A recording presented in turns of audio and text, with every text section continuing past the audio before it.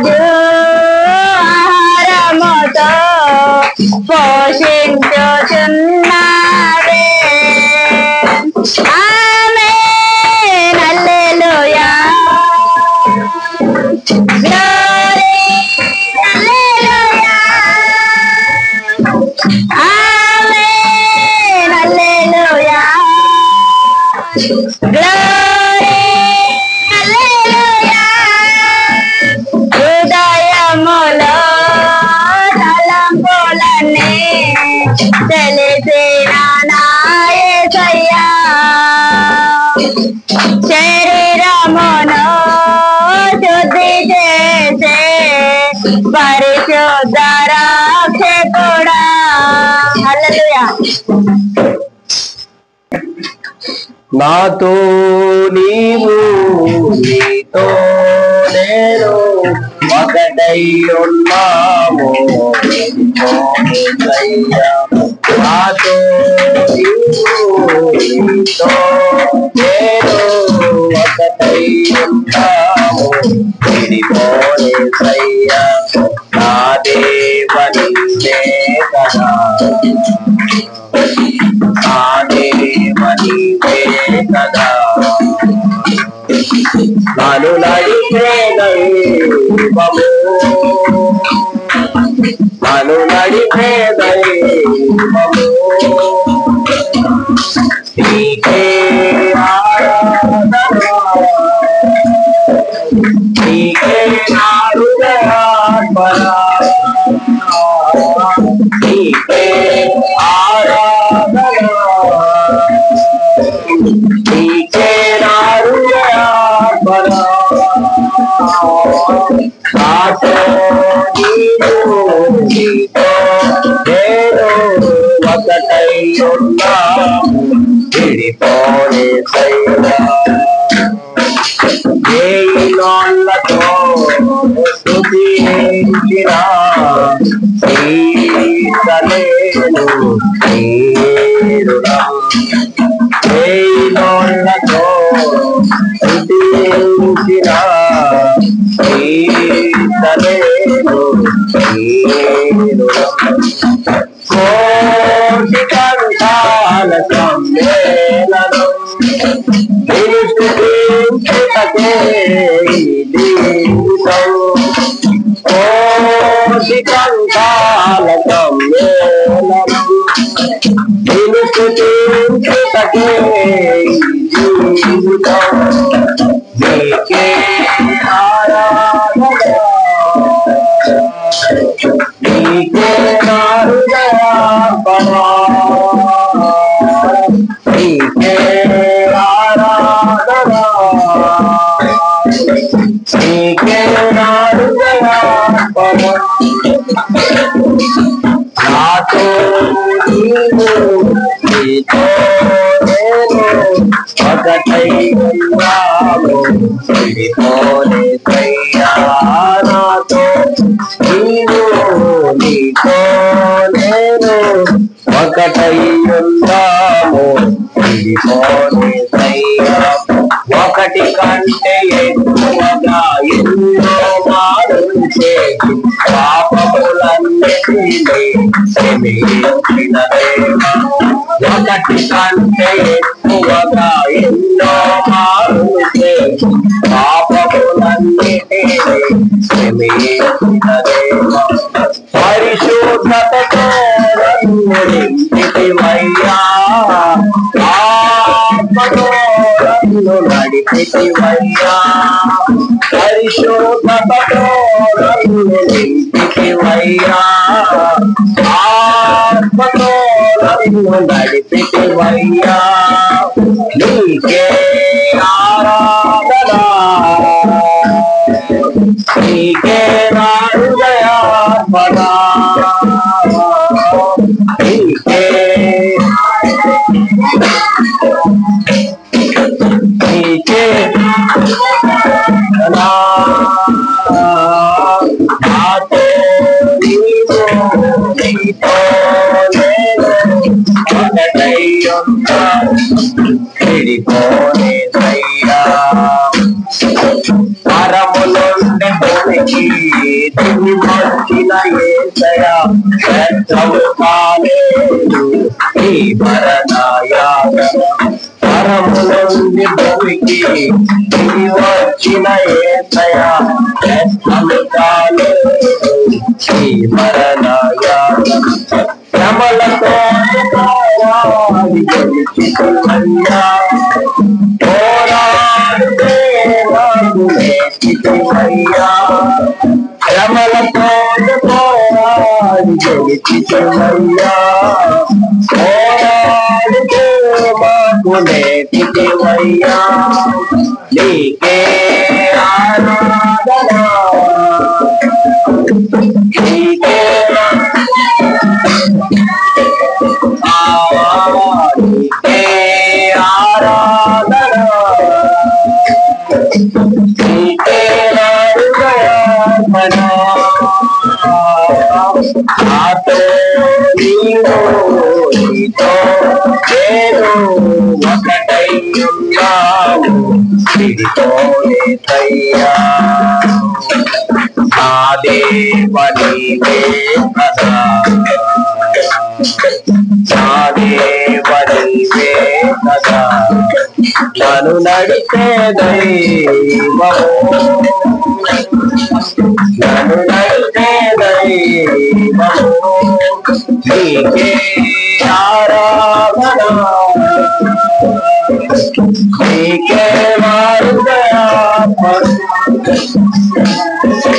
నీకే ఆరాధన నీకే హృదయార్పణ నాతో నీతో నేను ఒకటై ఉన్నాము నీతో యేసయ్యా హల్లెలూయా ಕಾಯುವತನು ತುಕುರು ಸುದಲ ನಿದ್ರ ಸುದಲಂಬ ನಿನ್ನ ವಾಕ್ಯಗಳು ನೋಡ ಪ್ರಕಾರ ಯೇಸುವೆ ನಮ್ಮನ್ನು ಯಾವಾಗಲಪ್ಪ ನೀನು ಕಾಯುವಂತ ಕುರುಬನು ನಿನ್ನ ಆಗಿದ್ದಕ್ಕ ನಿನ್ನ ಸ್ತೋತ್ರ ಬಂದಿರುವಂತ ನಿನ್ನ ಸೇವಕರನ್ನಪ್ಪ ನೀನು ಆಶೀರ್ವಾದ ಮಾಡು ಬೋಧಿಸ್ತಿರುವಂತ ವಾಕ್ಯಗಳಲ್ಲಿ ಯೇಸುವೆ ಅದರ ಚಿತ್ತಾನುಸಾರವಾಗಿ ಎಲ್ಲರೂ ನಡೆಯುವುದಕ್ಕ ನೀನು ಸಹಾಯ ಮಾಡ್ಬೇಕಂತ ಹೇಳ್ಕೊಳ್ತೀನಿ ಯೇಸುವೆ ಕೂಡಿ ಬಂದಿರುವಂತ ಎಲ್ಲಾ ನಿನ್ನ ಮಕ್ಕಳ ನೀನು ಆಶೀರ್ವಾದ ಮಾಡು ನೀನು ಬಲಪಡಿಸಕರ್ತೇನೆ ಮುಂದೆ ನಡೆಯುವಂತ ಪ್ರತಿಯೊಂದು ಕಾರ್ಯಕ್ರಮಗಳನ್ನು ನಿಮ್ಮ ಕರಗಳಲ್ಲಿ ಒಪ್ಪಿಸಿಕೊಡುತ್ತಾ ನಮ್ಮ ಯೇಸುವಿನ ಮುದ್ದಾದ ನಾಮದಲ್ಲಿ ಬೇಡಿಕೊಳ್ತಿದ್ದೇನೆ ಕರ್ತನೆ చిన్న వాక్యం వైపు తిరుగుదాం. పరిశుద్ధ గ్రంథంలో యెషయా గ్రంథము 42వ అధ్యాయము 1 నుండి 7 వచనాలు.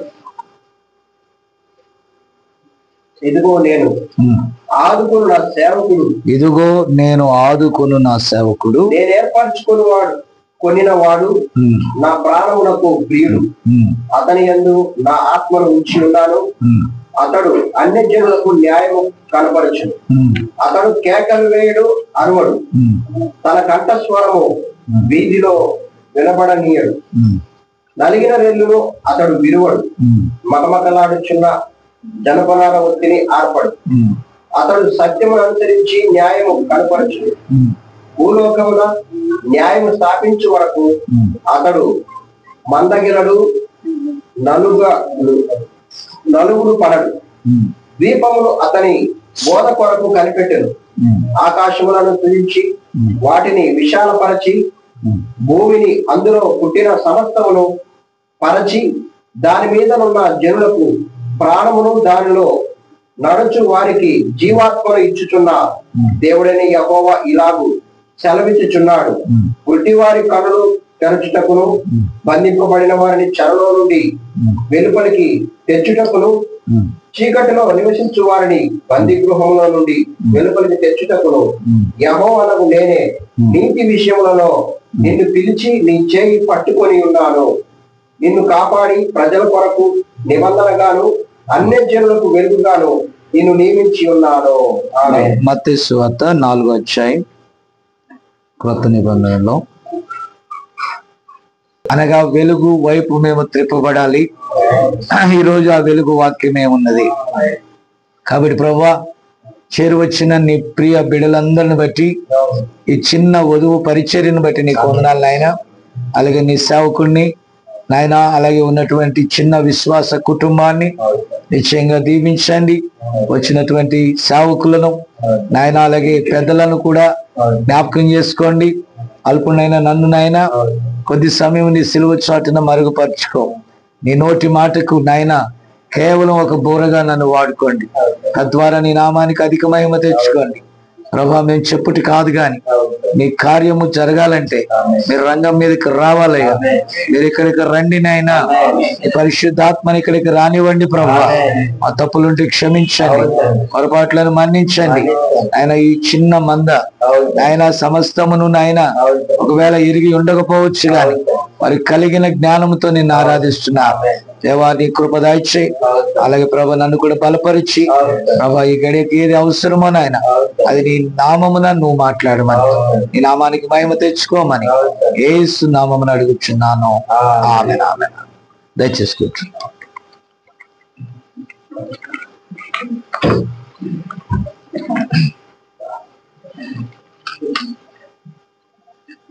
ఇదంతా వెయిట్ మైల్. ఓకే. ప్రభు నామంలో మరి మీ అందరికీ మరొకసారి నా ప్రత్యేక వందనాలు. ముందుగా మనం వాక్యంలో చదువుకున్న అంశం దగ్గరికి మనం వెళ్దామండి. పిల్లరా,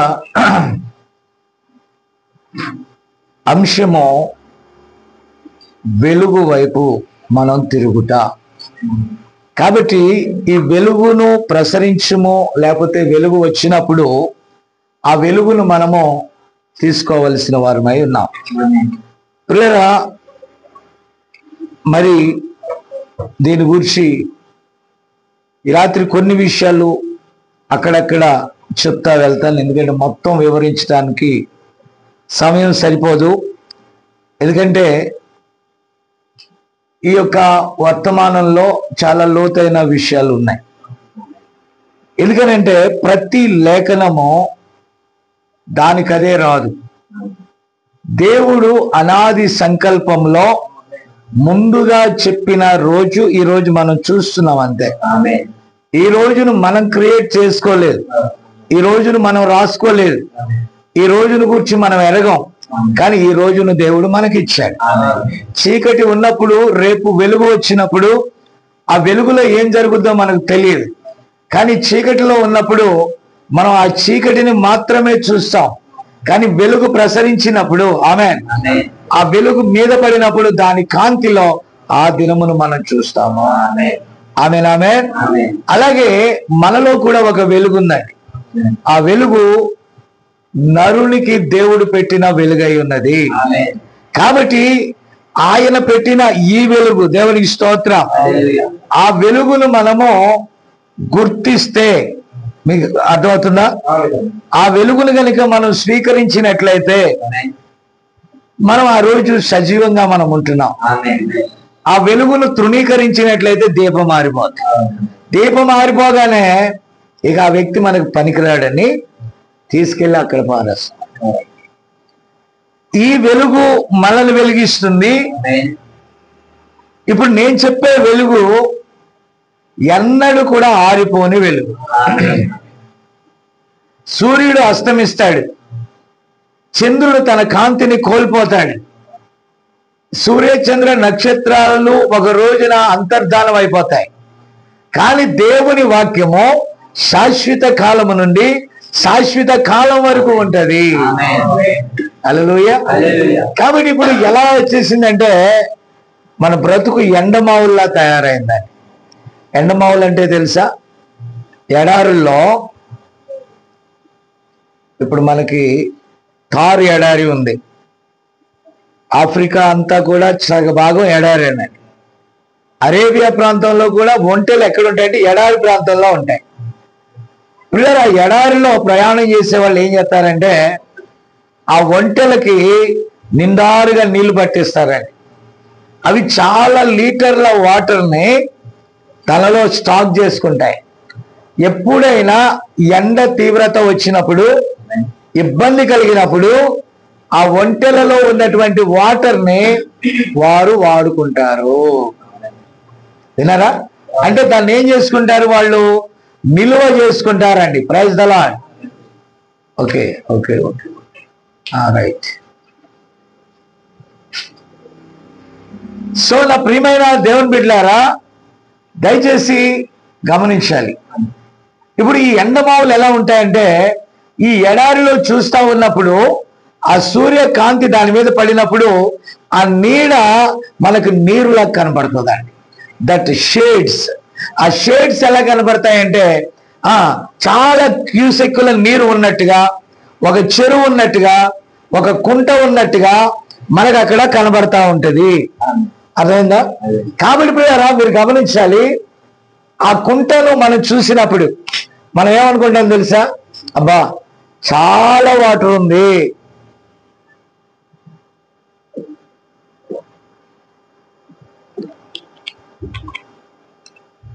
ఓకే సారీ పిల్లరా, చాలా వాటర్ ఉంది కాబట్టి మనం ఆ నీటిని తాగాలి. బ్రదర్కి వాటర్ బాటిల్ ఇచ్చారా? ఆ నీటిని త్రాగాలి అని ఆశతో ఒడివడిగా మనం ఎక్కడికి వెళ్తామంటే ఆ ఎండ మావి దగ్గరికి వెళ్తామండి. ఆమె అయితే దూరం నుండి చూసినప్పుడు ఎలా ఉంటుందంటే ఎండమావి నీళ్లతో నింపబడినటువంటి చెరువులా అనిపిస్తుంది. సో మనం అక్కడ పరుగున ఒడివడిగా మనం వెళ్తా ఉంటామండి. ఆమె మనం ఒడివడిగా అక్కడికి వెళ్ళిన తర్వాత తీరా అంత ఎండలో, తీరా అంత శ్రమలో మనం అక్కడికి వెళ్ళాక అక్కడ నీరు ఉండదు. ఏముండదు? నీరు లేకపోతే మన దాహం తీరుతుందా? నా మాట విన్నారా? నీరు లేకపోతే ఇంత ఆతృతతో మనం వెళ్తే మన ఆశ తీరుతుందా అని నేను అడుగుతున్నాను. ఎవరు మాట్లాడకండి, డోంట్ డిస్టర్బ్. పిల్లలు కూడా మాట్లాడదు. వాక్యం ఎప్పుడైతే వస్తా ఉంటుందో పరిశుద్ధాత్మ కదలాడుద్ది. పరిశుద్ధాత్మ కదలాడుచున్నప్పుడు ఇంకా మీరు డ్రాప్ అయిపోవాలి. ఎందుకంటే దేవుని కదలిక వచ్చినప్పుడు ఏదైనా మనం చెప్పాలనుకున్నది మిస్ అయితే డిస్టర్బ్ అయిపోద్దండి. కాబట్టి పిల్లరా, ఇది ఏదో ఒక దాన్ని ఏదో చెప్పటం కాదు, ఇది జీవన్మరణ సమస్య. అనగా ఈ వాక్యము జీవం, వాక్యము అందని చోట మరణం. యాంటీబయాటిక్ ఎక్కడికైతే వెళ్తుందో ఆ భాగాన్ని అది బాగు చేస్తుంది. ఆ రక్తం ఎక్కడికైతే సప్లై అవుతుందో అది ఆరోగ్యంగా ఉంటుంది. రక్తం ఎక్కడైతే సప్లై కాదో అక్కడ పాడైపోద్ది అవయవం. అలాగే వాక్యము, రక్తము శరీరానికి ఎంత అవసరమో వాక్యము మన ఆత్మకు అవసరమో. హల్లెలూయా. కాబట్టి పిల్లరా, మీరు దయచేసి గమనించాలని నేను ప్రభువు పేరట మనవి చేస్తా ఉన్నాను. కాబట్టి పిల్లరా, ఈ ఎండమావులు ఎలా ఉంటాయో ఈరోజు భక్తి అనేది ఒక ఎండమావి. ఇది ఒక క్రైస్తవ్యంలోనే కాదండి, అందరూ కూడా దేవుణ్ణి ఎందుకు నమ్ముకున్నారు? వారు ఎప్పుడైతే నిస్సహాయులు అవుతున్నారో, వాళ్ళు ఎప్పుడైతే నిస్సహాయులు అవుతున్నారో ఒక సహాయం కొరకు సెర్చ్ చేస్తా ఉంటారు. ఈ ఫైనాన్షియల్ లేకపోతే భౌతిక అవసరాలు శరీరానికి, మీకు అర్థమైందా? అయితే ఆత్మీయ తృష్ణ ఏంటంటే డబ్బు ఫెయిల్ అయినప్పుడు, ఆస్తి ఫెయిల్ అయినప్పుడు, ఆరోగ్యం ఫెయిల్ అయినప్పుడు, మనుషుల సహాయం ఫెయిల్ అయినప్పుడు అప్పుడు మనకు అవసరమైనది దైవ సహాయం. ఎప్పుడైతే ఇక దేవుడు అనేటటువంటి ఆలోచన మనకి ఎప్పుడు వస్తుందంటే అన్ని సహాయాలు అయిపోయాక దేవుని మీద మనము ఆశ పెట్టుకుంటాము. ఇంకో మాట నేను చెప్తున్నాను, చాలా మంది పేర్లు పెట్టుకుంటారు దేవ సహాయం అని. ఏ సహాయం? పుట్టిన పిల్లవాడికి దేవ సహాయం అని ఎందుకు పేరు పెట్టుకుంటారంటే దేవుడు ఈ బిడ్డకు సహాయం చేయను కాక, లేకపోతే ఈ బిడ్డ ద్వారా నాకు సహాయం చేయను కాక. ఓకే, నా మాట వినబడుతుందా? కాబట్టి పిల్లరా, ఎందుకు దేవుడు అంటేనే చెప్పండి సహాయం చేసేవాడు. మనకు అన్ని రకాల సహాయాలు ఆగిపోయినప్పుడు ఇక దేవుడే సహాయకుడు అనే ఆశే మన తృష్ణ, దప్పిక. ఇప్పుడు ఈ ఆశతో వెళ్ళే ప్రాణము ఖచ్చితంగా తృప్తిపరచబడాలి. ఒకరోజు ఎండవేళ, నా మాట విన్నారా? ఎండవేళ యేసు ప్రభు తన శిష్యులతో కూడా ఒక ప్రాంతంలో బస చేస్తున్నాడు. విన్నారా? అయితే శిష్యులు అన్నారు, అయ్యా ఈరోజు మనకి ఏ ప్రోగ్రాము లేనట్టుంది. ప్రోగ్రాం లేకపోయినా తినాలి కదా. ప్రోగ్రాం ఉంటే మనకు ప్రోగ్రామ్ లో సెట్ అయిపోద్ది, ప్రాబ్లం ఉండదు. ఏ ప్రోగ్రాం లేకపోతే సేవకులకి ఏం చేయాలి? మనమే తెచ్చుకొని తినాలి కదా. కాబట్టి వాళ్ళు అన్నారు, శిష్యులు అన్నారు, అయ్యా మేము వెళ్ళి నీకు భోజనం తీసుకొస్తాము, ఆహార పదార్థాలు తీసుకొస్తాం, నువ్వు కూడా వస్తావంటే నేను రానండి. అక్కడ గొప్ప విషయం ఏంటంటే శిష్యులందరూ కట్టకట్టుకొని వెళ్ళిపోయారండి. అంతేనా? శిష్యులందరూ కట్టకట్టుకొని వెళ్ళిపోయారు. విన్నారా? ఇక్కడ మీరు గమనించాలి, యేసు ప్రభు అన్నాడు మీరు వచ్చేదాకా నేను ఇక్కడ ఉంటాలే అని. మెల్లగా ఆయన నడుచుకుంటూ వెళ్ళి ఒక బావి దగ్గర ఎండవేళ నిలబడే ఉన్నాడు. ఏం చేస్తున్నాడు? ఎందుకు ఎండవేళ అంటే ఆ సమయాన అక్కడికి ఎవరు వస్తారో ఈయనకి తెలుసు. ఎవరు దప్పికతో వస్తున్నారో వారి దప్పిక తీర్చటమే ఆయన పని. ఆమె కాబట్టి పిల్లరా, ఆయన యాకోబు బావని చెప్పబడుచున్న ఆ దినానికి అది ఎండమావి. ఏ మావి? ఆ బావిని గురించి మనం మాట్లాడుకోవాల్సిన పని ఏమి లేదండి. కానీ ఆ బావి దగ్గరే ఉన్నాడు. ఏది ఎండమావి అనుకున్నామో అక్కడే యేసయ్య నిలబడ్డాడు. ఎందుకంటే ఈయన నిత్య జీవపు ఓట. యాకోబు ఏం చేశాడు? ఒక బావిని త్రోవేడు, ఫిలిస్తీన్లు వచ్చారు, తరిమారు. అంతేనా? తర్వాత మరొక బావిని తవ్వాడు, మళ్ళా వాళ్ళు వచ్చి అభ్యంతరపరిచారు. ముందు విద్వేషము, తర్వాత అభ్యంతరం, ఆ తర్వాత బావిని తవ్వినప్పుడు ఇది మనందరికీ సరిపోతులే, ఎందుకంటే జల ఎక్కువగా ఉన్నది, అది జీవజలాల ఊట. కాబట్టి ఈ చివరి ప్రయత్నం ఎవరంటే ఆయన వచ్చినప్పుడు ఇక బావి ఎన్నడూ ఎండిపోతూ. ఎంతమంది శత్రువులు వచ్చి నిన్ను బాధ పెట్టినా, ఎన్ని కష్టాలు నీకు వచ్చినా, ఎన్ని ఇబ్బందులు నీకు వచ్చినా, నిత్య జీవపు ఓట అయినా, నీతి సూర్యుడైనా యేసు క్రీస్తు దగ్గరికి నువ్వు వస్తే నీ దప్పిక ఎన్నడూ కూడా తీర్చబడకుండా ఉండదు.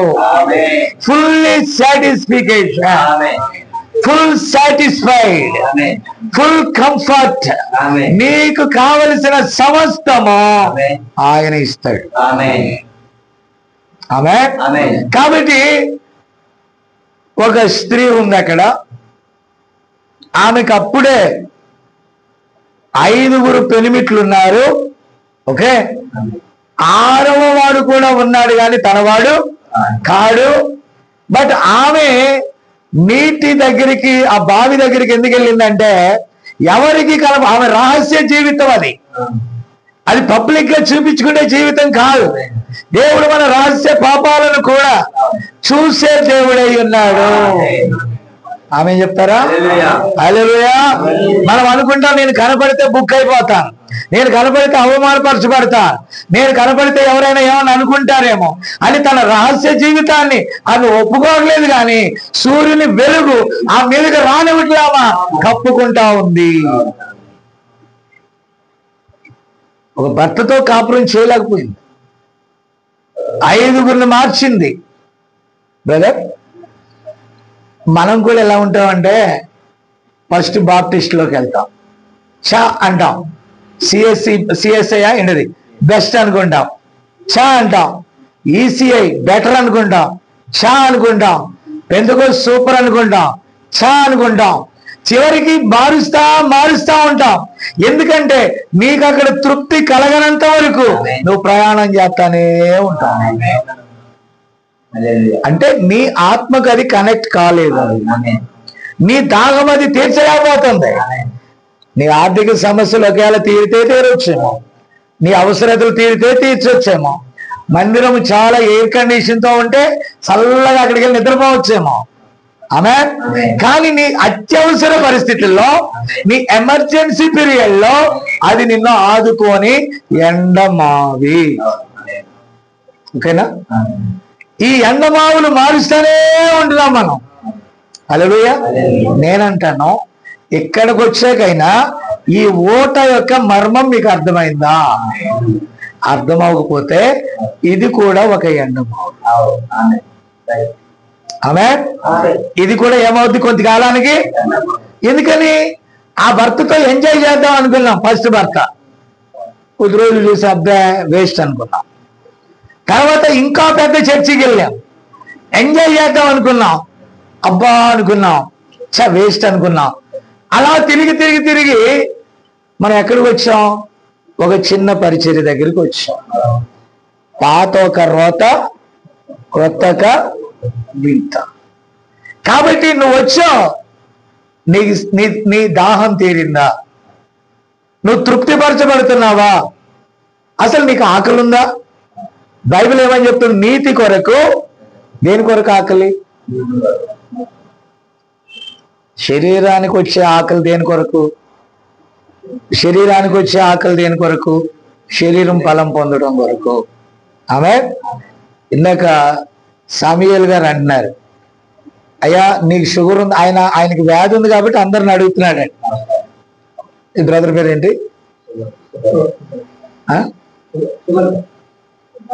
సుబ్బరాయుడు. ఓకే. దేవుళ్ళు ఏమైనా పేరు ఉందా ఏంటి? ఏదో చెప్తున్నారు. సుధాకర్. ఓకే, సుధాకర్. గుడ్. కాబట్టి సుధాకర్ బ్రదర్తో చెప్తా ఉన్నాడు, నన్ను అడుగుతున్నాడు, ఆయన చూస్తున్నాడు. ఈయన అంటున్నాడు అట్ట అడగకూడదు అంటున్నాడు. ఆయన నీకు షుగర్ ఉందా? షుగర్కి ఏం వాడుతున్నారు? ఆయన దప్పికేంటి? షుగర్కి మందు ఎక్కడైనా దొరకదు. నేను ఇచ్చే మందు ఏంటి? వాక్యం మందు. ఇప్పుడు ఆయన అంటాడు, అయ్యగారు కూడా షుగర్ ఉందంట. ఎవరు మీ అందరిలో షుగర్ లేదా? షుగర్ జబ్బు కాదు. షుగర్ని కంట్రోల్ చేసే ఒక గ్లైండ్ ఉంటుంది మనలో. ఏమంటారండి అది? ఇన్సులిన్. ఇన్సులిన్ అనే గ్లైండ్ తన పని ఆపేసింది అనుకోండి, అది మామూలుగానే ఉంటుంది. తన పని ఆపేస్తే మామూలు స్థాయిల కంటే ఎక్కువగా పెరుగుతూ ఉంటది. అసలు షుగరే దాంట్లో వేయలేదు అనుకో, మనం తగ్గుతూ ఉంటుంది. ఏముందండి డాక్టర్ చేసింది అక్కడ? నా మాట విన్నారా? కాబట్టి మన శామ్యూయల్ గారి దప్పిక ఏంటంటే, నాకున్న షుగర్ అందరికి ఉందా లేదా? సుబ్బరాయుడు గారు అంతేనా? కాబట్టి సరే నాకుందని ఆయన అయ్యగారికి కూడా ఉందట. నీకుందా? లేదు. ఆ తర్వాత ఆయన రెండవ దాహం ఏంటి? శాలరీ పెరిగిందా లేదా? పింఛను పెరిగిందా లేదా? ఇప్పుడు ఈయన అడిగారు, ఏమయ్యా ఏంటది ఆర్మీ వాళ్ళకి ఏదో పడ్డాయంట, నీకేమైనా పడ్డాయా అని ఆయన ఏం చెప్పాలా? ఆయన దాహం తీరలా. ఈయన కనుక పడ్డాయనంటే ఆయనకు సంతోషం అయ్యేది. ఎందుకని? ఈయనకు పడితే నాకు కూడా. ఇప్పుడు ఆయన తప్పికేంటి? ఇక్కడికి వచ్చాక పక్కన వాళ్ళకి షుగర్ ఉందా? నేను అనుకున్నాను ఈయనకి ఈ తప్పికుంటే బాగుండు. విన్నారా? మా జోసెఫ్ గారు ఏం చేస్తాడంటే, కొద్దిమంది అయ్యగారు వస్తే 10 మంది కనబడితే బాగుండు. అది దప్పిక లేనోడికి, ఆకలి లేనోడికి, దాహం లేనోడికి, తృష్ణ లేనోడికి నేను ఏరీరిస్తే లాభం ఏంటి? ప్రభు అన్నాడు, నీలో దప్పికుంటేనే, నీతి కొరకు ఆకలి ఉంటేనే, నీతి కొరకు దప్పిక ఉంటేనే నీకు అది సాటిస్ఫైడ్ గా ఉంటుంది. ఆమేన్. బయటికి వెళ్ళి మాట్లాడు. ఓకే. కాబట్టి పిల్లారా, మీరు పైన కూర్చోండి, చెప్తాను. ఒక సీటు ఖాళీ అయింది. ఓకే. ఇప్పుడు మీరు వినాలా, జాగ్రత్తగా వినాలా. ఇప్పుడు వీళ్ళ దాహం దప్పికేంటంటే, అయ్యగారు అయిపోగానే భోజనం సెట్ అయిందా, పెరుగు సెట్ అయిందా, వాటర్ బాటిల్ సెట్ అయిందా? మీ దాహం ఇది, నా దాహం ఇది, మీ భారం అది, నా భారం ఇది. హల్లెలూయా. ఇది చెప్పకపోతే ఆయన ఊరుకోడు, చెప్తే మీకు టెన్షన్. కాబట్టి పిల్లరా, ఇక్కడ ఎవరి దాహంలో వాళ్ళు ఉన్నారండి. ఎవరున్నారు? ఎవరి దాహంలో వాళ్ళు ఉన్నారు. రండి. అయిపోయిందండి, ఫినిష్. మళ్ళీ నువ్వు ఎక్కడ కూర్చుంటావయ్యా? రైట్, కూర్చోండి. ఇంకా ఆల్ రైట్. కాబట్టి పిల్లారా, ఓకే, రైట్ రైట్, మీరు జాగ్రత్తగా ఉండాలి. ఇక్కడ ఫస్ట్ సంఘ క్రమాన్ని నేర్పాలి. That is the order. This is the pulpit, this is the word of God.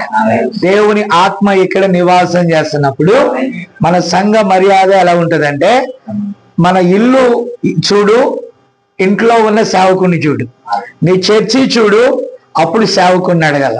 కాబట్టి నేనున్న పరిచర్య దగ్గర అందరు అటు ఇటు తిరుగుతున్నారు అనుకోండి, అప్పుడు వాళ్ళని అనరు, మీరు వచ్చి అంటారు, అయ్యగారు ఎవరిని కంట్రోల్లో అంటే దేవునికి లోపరచలేదా అంటారు. సరే, నా ఇవన్నీ చెప్తే మళ్ళీ టైం వేస్ట్ అయిపోతాడు. అంటే నేను చెప్పే డైమెన్షన్ మారిపోతుంది. నేను చెప్పే వాక్యము టైం వేస్ట్ అవుద్ది ఒకటి, మళ్ళీ మేము ప్రయాణంలో వెళ్ళాలి ఒకటి, అంత డిస్టర్బ్ అయిపోద్ది. ఇదంతా ఇన్స్పెక్టర్ ప్రతాప్ మీద ఆధారపడి ఉంది. ఏ ప్రతాప్ అండి? కానీ ఇప్పుడు నువ్వు సేవకుడు అయిన Pratap, you are not a inspector. Okay, కాబట్టి పిల్లరా, ఈ ఇన్స్పెక్టర్ ప్రతాప్ అంటే ఆ సినిమా చూసి పేరు పెట్టారంట అయ్యగారు, అదనమాట విషయం. కాబట్టి నా మాట వినండి, ఇక్కడ లేఖనం చెప్తుంది ఎండ మావులు ఉన్నాయి. కాబట్టి ఆ మొదటి భర్త సంతృప్తిగా లేడు, రెండవ భర్త సంతృప్తిగా లేడు, 3, 4, 5 సంతృప్తిగా లేరు. ఇప్పుడు 6వ వాడిని కూడా ఉంచుకుంది, సంతృప్తిగా లేదు. నా ప్రియమైన దేవుని బిడ్డలారా, ఆయన యొక్క ప్రకటన గ్రంథంలో మనం చూస్తే 2వ అధ్యాయంలో ఆయన కుడి చేతిలో 7 నక్షత్రాలు ఉన్నాయి.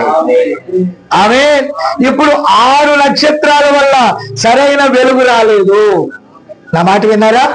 అంటే 6 సంఘకాలాలు 2000 సంవత్సరాల్లో ఈ 6 చర్చ్ ఏజెస్ లో రాని వెలుగు 7వ కాలంలో దేవుడు ప్రపంచానికి ఇచ్చాడు. అయితే ఆ వెలుగును ప్రపంచము స్వీకరించట్లా. ఆ వెలుగు వచ్చింది కానీ చీకటట దాన్ని అంగీకరించట్లేదు. మరణ ఛాయ గల ప్రదేశములో బంధింపబడిన వారిని బయటికి తీసుకురావటానికి దేవుడు ఆ వెలుగును పంపితే వారు ఆ వెలుగును అంగీకరించట్లా. వారేం చేయట్లేదండి? ఆ వెలుగును అంగీకరించట్లేదండి. నా ప్రియమైన దేవుని బిడ్డలారా, ఈరోజు నా బాధ కూడా అదే. నేను నిజమాడుచూ ఉన్నాను కానీ అబద్ధమును నమ్మినంత పక్కగా సత్యాన్ని నమ్మలేకపోతున్నారు. సత్యం నమ్మితే సత్యం కోసం నిలబడాలి. సత్యం కోసం నిలబడితే మన లోకంలో బ్రతకలేని పరిస్థితులు వచ్చాయి. నిన్న ఒక సిఎస్ఐ కదా, ఏంటది, ECI, evangelical church of India, ఆ ఈసీఐలో వాళ్ళ ఫాదర్ బిషప్ అండి. ఒకవేళ ఈ వీడియో ఆయన కూడా చూస్తాడు. అయితే అతడు వాళ్ళ తండ్రి దగ్గర వాక్యము నేర్చుకున్నా నచ్చలేదంట. ఎందుకు నచ్చలేదు? బహుశా ఆ తండ్రి ఎప్పుడు బిజినెస్సే మాట్లాడుతున్నాడు, ఎప్పుడు తన సంఘాలు కట్టేదాని గురించి మాట్లాడుతున్నాడు. కానీ ఇతడు కోరదగినంత తృప్తికరమైన మెసేజ్ తన తండ్రి నుండి వచ్చి తను తృప్తిపరచలేదంట.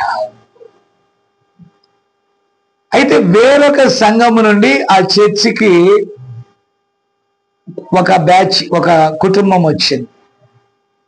ఆ కుటుంబం వస్తే అక్కడున్న ఆ అమ్మాయి పెంతెకోస్తు యొక్క విధానంలో ఉంటదంట. ఆమె ప్రవచనాలు చెప్పుద్దంట, చక్కగా పాటలు పాడుతుందంట, చక్కగా లీడ్ చేస్తుందంట.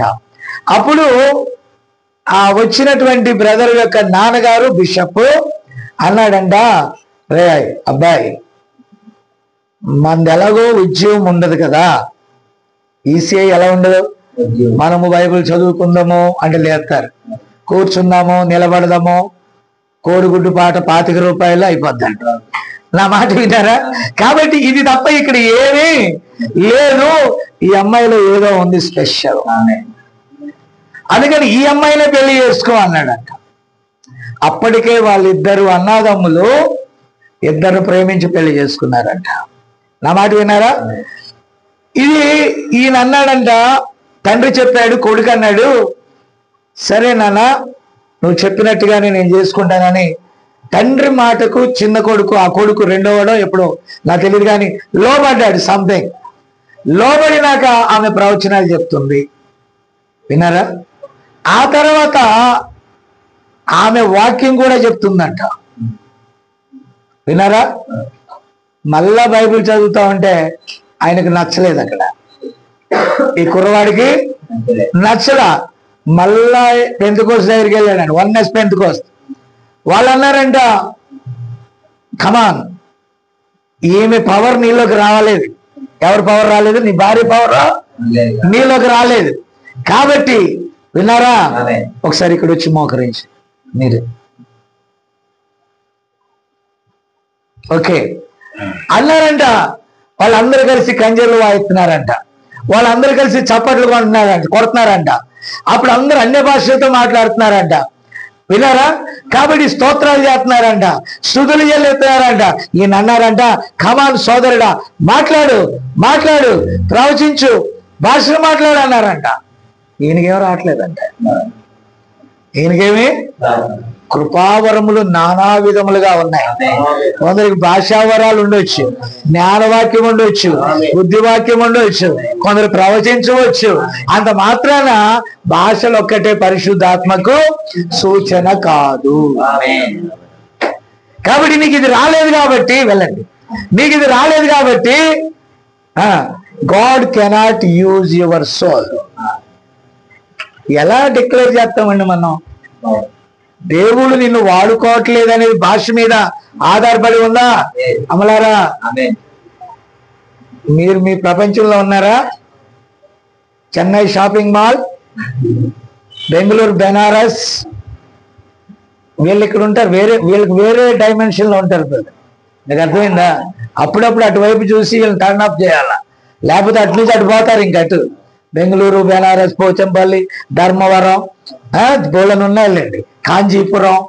ఓకే, కాబట్టి పిల్లరా, ఏది కొత్తగా వస్తే ఆ వెలుగు వైపు తిరుగుతారు వాళ్ళు. వాళ్ళ వెలుగు అది. దేవునికి స్తోత్రం కలుగును గాక. మన బాధ ఇది. దేవునికి స్తోత్రం.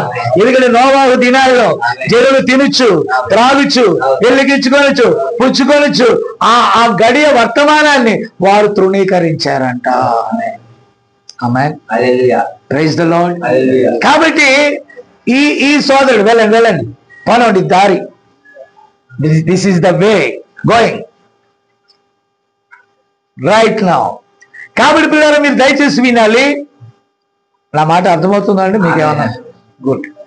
ఇప్పుడు చూడండి పిల్లరా, ఇక్కడ మన తృష్ణ, మన ఆరాటం, మన పోరాటం, మన పరుగులు, మన గందరగోళాలు, ఈ ప్రపంచంలో ఎండమావుల వైపు పరిగెడుతున్నాం కానీ నిజమైన దాన్ని కనుగొనే స్థానం వైపు మనం రాలేకపోతున్నాం.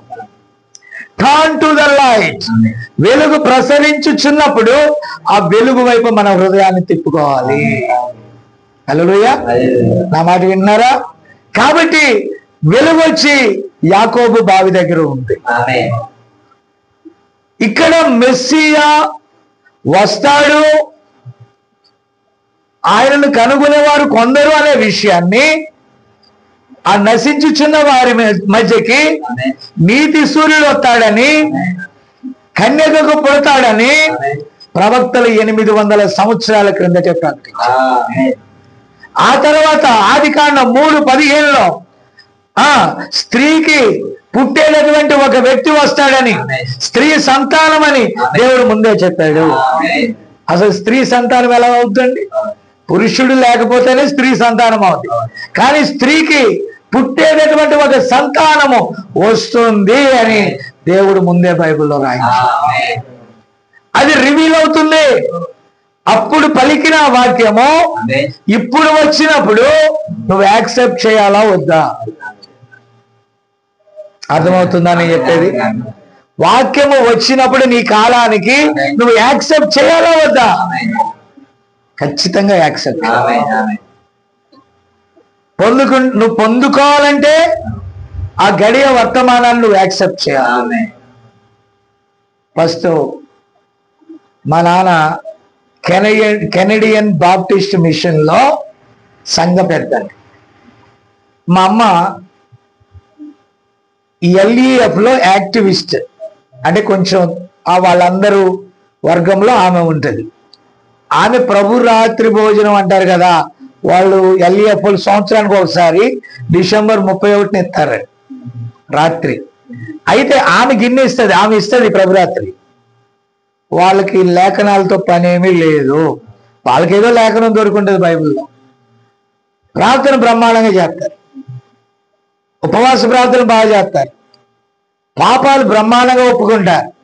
కానీ లేఖనం తెలియదు, నిజమైన కాంతిలో చోట్ల వాళ్ళు మానవులు కల్పించిన పద్ధతుల్లోంచి దేవుని చూడాలనుకుంటున్నారు. అది ఎండమావే తప్ప. మీకు అర్థం కాలేదా? నాకు కంటిలో మస్క్ వచ్చింది అనుకో, అలాగని చెప్పి ఈయన రేపు అన్నం కూలింగ్ గ్లాస్ పెట్టుకున్నాడు. సార్ ఓకేనా, మీరు బ్రదర్ మీరు కొంచెం ఇబ్బంది పడుతున్నారు, నా గ్లాస్ మీరు పెట్టుకోండి అని అంటే పెట్టుకున్నా. నేను పెట్టుకోవడానికి నాకు స్టైల్గా ఉంటుంది, కానీ అవతల అక్షరం కనబడుతుందా అన్నాను నేను. ఇప్పుడు నాకు అక్షరం కనపడాలంటే ఏమవ్వాలా? నా సైట్ పోవాలా. నా సైట్ పోవాలంటే సరైన లెన్సెస్ నాకు అవసరం. నా లెన్స్ నాకు వచ్చినప్పుడు నాకు చూపొస్తుంది. అంతేగాని ఈ బ్రదర్ చెప్పాడా, ఆ బ్రదర్ చెప్పాడా, ఆ బ్రదర్ చెప్పాడా, వాళ్ళు చెప్పారా, నథింగ్. నాకు కనబడితే నేను దాన్ని నమ్ముతా. నా చూపు మెరుగుపడాలా, నా దాహం తీరాలా, ఆమె నా దప్పిక తీరితే ఐ విల్ బి సాటిస్ఫైడ్. నేను సంతృప్తిగా సేవ చేస్తానండి. భోజనం పెట్టినా చేస్తాను, భోజనం పెట్టకపోయినా చేస్తా, డబ్బులు ఇచ్చినా చేస్తా, డబ్బులు ఇవ్వకపోయినా చేస్తా, ఒకరు నన్ను చేర్చుకున్నా చేస్తా, చేర్చుకోకపోతే మరొక చోట చేస్తా. కారణం ఏంటంటే నాలోని దాహం, నా దాహం ఏదైతే తీరిందో దాన్ని నేను చెప్పకుండా ఉండలేను. అది నాలోని వెలుగు. దాన్ని దాచుకోగలనా? దాచుకోలేను. నా మాట విన్నారా? దాచుకోలేదు కాబట్టే ఆ వెలుగు ఇక్కడ ప్రకటించాను. ఆ వెలుగు సంబంధులు ఇక్కడ ఉన్నారు కాబట్టి దాన్ని పట్టుకున్నాను. హల్లెలూయా, దేవునికి మహిమ కలుగును గాక. చాలా లోతైన విషయము, చక్కగా పట్టుకుంది. దేవునికి స్తోత్రం కలుగును గాక. ఇప్పుడు జగత్ పునాది వేయబడక ముందే, జగత్ అంటే ఈ భూమికి, ఈ సృష్టికి పునాది వేయబడక ముందే మనం ఆయనలో ఉన్నాం. అంతేనా బ్రదర్? మనం ఆయనలో ఉన్నాం, ఆయనలో విత్తనమై ఉన్నాం మనం. ఓ జీసస్, ఆయన విత్తనమై ఉన్నాం మనం. ఆ విత్తనం మీద వెలుగనే వాక్యం వచ్చినప్పుడు ఆ వాక్యాన్ని మనం పట్టుకుంటున్నాము, పట్టుకొని బయటకు వచ్చేస్తున్నాము. ఈ సమయ ప్రాంతంలో ఈ 12 మంది భోజనానికి వెళ్ళిపోయారు, వాళ్ళు ఆ పనిలో బిజీగా ఉన్నారు. అయితే బట్ నీతి సూర్యుడు వచ్చాడు. జగతికి పునాది వేయబడక ముందే నీ జీవ గ్రంథాన్ని లిఖించినావు. జగతికి పునాది వేయబడక ముందే నీ జీవ గ్రంథాన్ని లిఖించినావు. మరువను దేవా నీ ప్రేమను,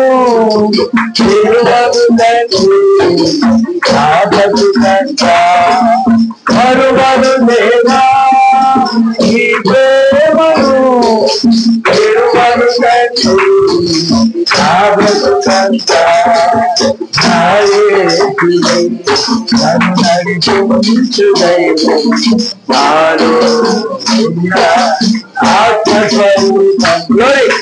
దేవుని స్తోత్రం.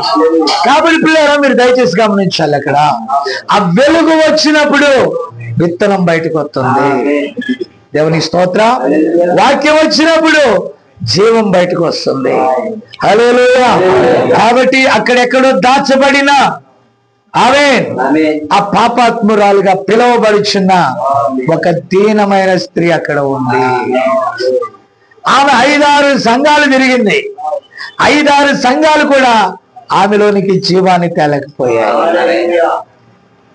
వచ్చింది. ఎలా వచ్చిందంటే బ్రదర్ వినండి. మొదటి భర్త అన్నాడు, ఏయ్ నేను ఇప్పుడు నీకు భర్తని, ఓకేనా, నువ్వు నా చెప్పు చేతల్లోనే ఉండాలి అన్నాడు.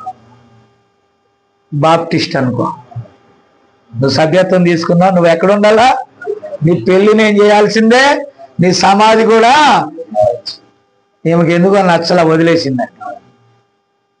ఓకే. ఆ తర్వాత సిఎస్ఐ బాగా నచ్చింది, అట్రాక్ట్ అయిందండి. అట్రాక్ట్ అయ్యి ఈమె ఎక్కడికి వెళ్ళింది? మీరు మాట్లాడరు ఏంటండి, నేను వాటిని ఏమంటలా, వాళ్ళ భార్యలు వాళ్ళకు ఉండే ఒక స్త్రీని గురించి మాట్లాడుతున్నాను నేను. అక్కడికి వెళ్ళాక ఆమె కూడా అంది, ఏ నేను మీకు క్యాలెండర్ ఇస్తా, నీకు ఫలాంది ఇస్తా, నీకు ఫలానా అమౌంట్ ఇస్తా, మీకు ఇల్లు కట్టిస్తా, మీకు బోర్ లేపిస్తా, నా దగ్గరే నువ్వు కాపురం చేయ. ఉంది ఆమె దాహం తీరలా, ఆమె దాహం తీరలా, ఆమె సాటిస్ఫైడ్ కాలా, ఆమె సంతృప్తి చెందలా. కొద్ది కాలానికి బ్రేకప్ అన్నారు. ఏముంది? బ్రేకప్, నీకు నాకు బ్రేకప్. ఆ బిషప్ అన్నాడు, గెట్ అవుట్ అన్నాడు. ఏమన్నాడు? వచ్చేసింది. కానీ దాహం కదా, త్రస్ట్. ఈ త్రస్ట్ లో ఆమె 3వ సంఘానికి వెళ్ళి నచ్చల, 4వ సంఘానికి వెళ్ళి నచ్చల, 5వ సంఘానికి వెళ్ళింది నచ్చల, 6వ సంఘంతో అడ్జస్ట్ అవుదాం అనుకో. ఎలా కూడా అడ్జస్ట్ అయిపోయి ఎన్ని మారతాం, ఎక్కడో ఒక చోట ఏమవుదాం అనుకుంది, మాట్లాడంటమ్మా, అడ్జస్ట్ అవుదాం అనుకుంది. నా మాట విన్నారా? అయినా దాహం తీరలా. వచ్చి అడిగారు, వదిన ఈ భర్త అయినా సాటిస్ఫైడ్ గా ఉన్నాడా అని అడిగారు. మీరు గమనించాలి, సాటిస్ఫైడ్ గా ఉన్నాడా అంటే ఉన్నట్టే ఉన్నాడులే అంది. ఏమంది? ఇంకేం చేద్దాం, ఏం చేద్దామండి, ఇక ఇన్ని మారాక నిజమైంది ఏమైనా ఉందా? కానీ ఆమె సెర్చ్ చేస్తుంది. ఒకరోజు ఎవరికి కనపడకుండా రహస్యంగా ప్రతాప్ గారి చర్చికి వచ్చింది. ఎక్కడికి వచ్చింది? ఎలా వచ్చింది? మొదటి 6గురికి కనపడకుండా 7వ వ్యక్తి దగ్గరికి వచ్చింది. ఈ 7వ వ్యక్తి ఎవరో తెలుసా? జీవాధిపతి అయిన యేసయ్య. నీతి సూర్యుడు వచ్చాడు అక్కడికి. నీతి సూర్యుడు అక్కడికి వచ్చి అంటాడు, నీవు ఇన్నిటికి వెళ్ళినా నీకు తృప్తి కాలేదు కదా, ఓకే, అయితే నేనిచ్చు నీళ్లు త్రాగువాడు మరలా దప్పిక కొనడు. అయ్యా మేము మోషే ధర్మశాస్త్రం కింద ఉన్నాం. ఓ ఆర్సిఎం ధర్మశాస్త్రాన్ని బోధించింది, సిఎస్ఐ ఇంకో దాన్ని బోధించింది, వాళ్ళందరూ కూడా వాటిని బోధించారు. నువ్వేంటి? What about you? ఇక్కడ అంటున్నాడు, ఈ బావి నీళ్ళ గురించి మాట్లాడుతున్నా, ఇది యాకోబుతో వేడని మాట్లాడుతున్నా, ఇది పూర్వీకులు కట్టారని మాట్లాడుతున్నా. పూర్వకాలం చరిత్రలో ఉన్న దేవుడు సజీవుడిగా వచ్చాడు. వాక్యం ఏమైంది అక్కడ? రివీల్ అయిందండి అక్కడ. ఏ కాలాన ఏది రావాలో దాని కాలానికి ఆయన వస్తాడు. ఇప్పుడు ఆయన కాలంలోనే ఆయన పుట్టాడు. కాలము పరిపూర్ణమైనప్పుడు దేవుడు తన కుమారుని పంపాడు. ఆయన్ని ఎందరు అంగీకరించురో కుమారులు అవటానికి ఆయన అధికారం ఇచ్చాడు. మిగతా వాళ్ళు అంగీకరించలేదు. హల్లెలూయా. మిగతా వాళ్ళు అంగీకరించారా? అంగీకరించలా. పాపం ఏమన్నా పాపాత్మురాలు అన్నారు. ఎన్ని సంఘాలు మారుతావే నువ్వు, పనికి మాలిందాలా. ఏంటంటే నవ్వుతున్నారు సార్, తిడతారా లేదా? ఇదిగో ప్రతాప, ఆ సిగ్గులేని దాన్ని నీ సంఘానికి రానివ్వు కాక, నీకు కూడా డుమ్మ కొట్టిపోద్ది. విన్నారా మీరు? కాబట్టి పిల్లరా, అలాంటి పరిస్థితి ఆమెకు వచ్చింది. బట్ ఆమె నిలబడింది. ఇప్పుడు అన్నాడు, ఇప్పుడు నువ్వు 5 సంఘాలు మార్చావు, ఇప్పుడు 6వ సంఘం దగ్గర ఉన్నావు. ఇప్పుడు ఉన్నవాడు కూడా పర్మనెంట్ కాదు, పర్మనెంట్ వాక్యం దగ్గరికి వచ్చావు. నేను కనుక ఇచ్చానంటే, ఈ నీరు నీకు ఇచ్చి, ఈ వాక్యం నీకు ఇచ్చానంటే ఇంకెన్నడూ నీకు అసంతృప్తి ఉండదు. నీవు నా రాజ్యం చేరు వరకు సదాకాలము నేను నీకు తోడై ఉన్నా. నీతి సూర్యుడు వచ్చినప్పుడు మిగతా ఎండమావులన్నీ పోయినట్టుగా నిజమైన వాక్యం వచ్చినప్పుడు అబద్ధపు క్రమాలన్నీ వేడలిపోతాయండి. పాతకాలంలో పలానా బిల్డింగ్ దగ్గరికి వెళ్ళొద్దు, బిల్డింగ్ లో దెయ్యాలు ఉంటాయంట. ఏముంటాయి? ఆ బిల్డింగ్ లో ఏముంటాయి?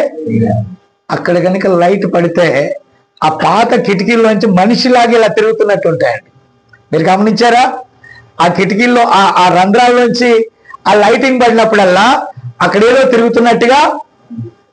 అయితే తెల్లారిన తర్వాత, సూర్యోదయం వచ్చిన తర్వాత లోపలికి వెళ్తే నీకేం కనబడదు. అక్కడ వెలుగు ఎప్పుడైతే వస్తుందో, దేవుడు ఎప్పుడైతే ప్రకాశిస్తాడో, నీ భ్రమలు, భ్రాంతులు, నీ డౌట్లు, నీ దెయ్యాలు, నీ చేతబళ్ళు, నీ భూతబళ్ళు, ఇంకేంటంటారు అది, వాస్తులు, గీస్తులు.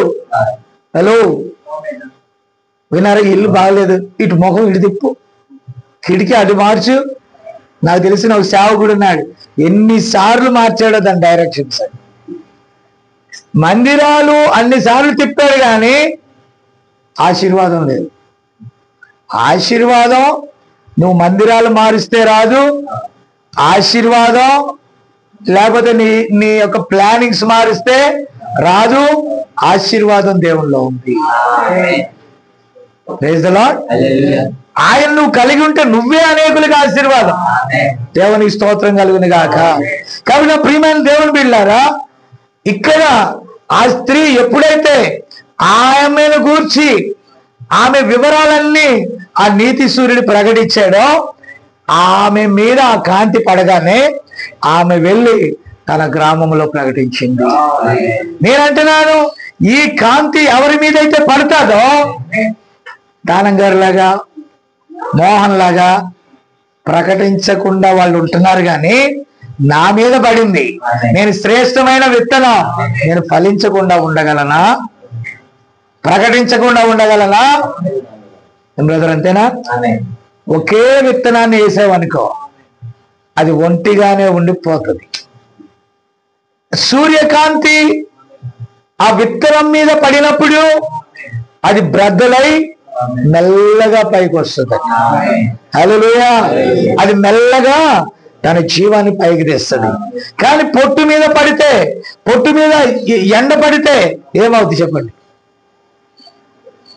పొట్టు మీద, జీవం లేని దాని మీద ఎంత వాక్యం చెప్పినా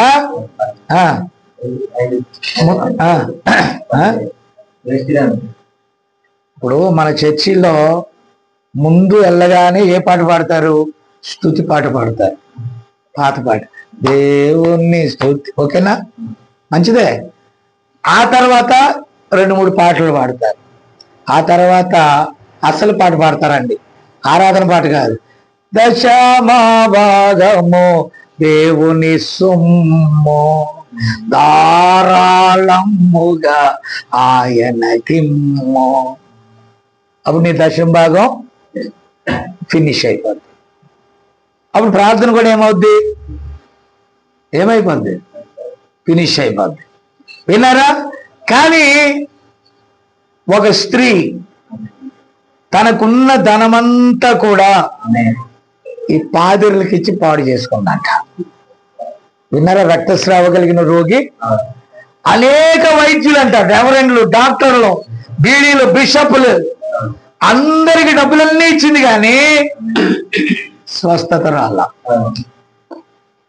ఏం రాలా? నేను చెప్పేది అర్థమైందా? అందరికీ ఇచ్చింది కానీ మళ్ళీ చాలా మంది brethren, Baptist, Pentecost, that, this అన్నిటిలో 10% మాత్రం పక్కాగా తీసిస్తారు. ఎలా ఎత్తారు? పక్కా ఎలా ఎత్తారు? వాళ్ళు ఫస్ట్ చర్చలు ఏం చెప్తారు? నీ దశమ భాగం. నువ్వు డెవలప్ అవ్వాలంటే ఏమి ఇవ్వాలా? మీటింగులకి లక్షలు లక్షలు ఇవ్వాలా. మాకు రాజకీయ నాయకులు తెలుసు, సిటికెత్తే లక్షలు ఇస్తారు, కానీ మా అసలు నాయకుడు ఒప్పుకోడు. ఆమె ఆయన అంటే నేను ఐశ్వర్యవంతుడిని కాకుండా నువ్వు బయటికి వెళ్ళి అడుక్కుంటావా అంటాడు. నేను సర్వశక్తి కలిగిన దేవుడు. ఆమె కాబట్టి పిల్లలు బైబిల్ ఏమని తెలుసా? ఫిలిప్పీలకు రాసిన పత్రిక 4:19 క్రీస్తు యేసు యొక్క ఐశ్వర్యము చొప్పున మీ ప్రతి అవసరం తీర్చాడు ఆయన. అపోస్తుడైన పేతురు, యోహాను ఏమన్నారు తెలుసా?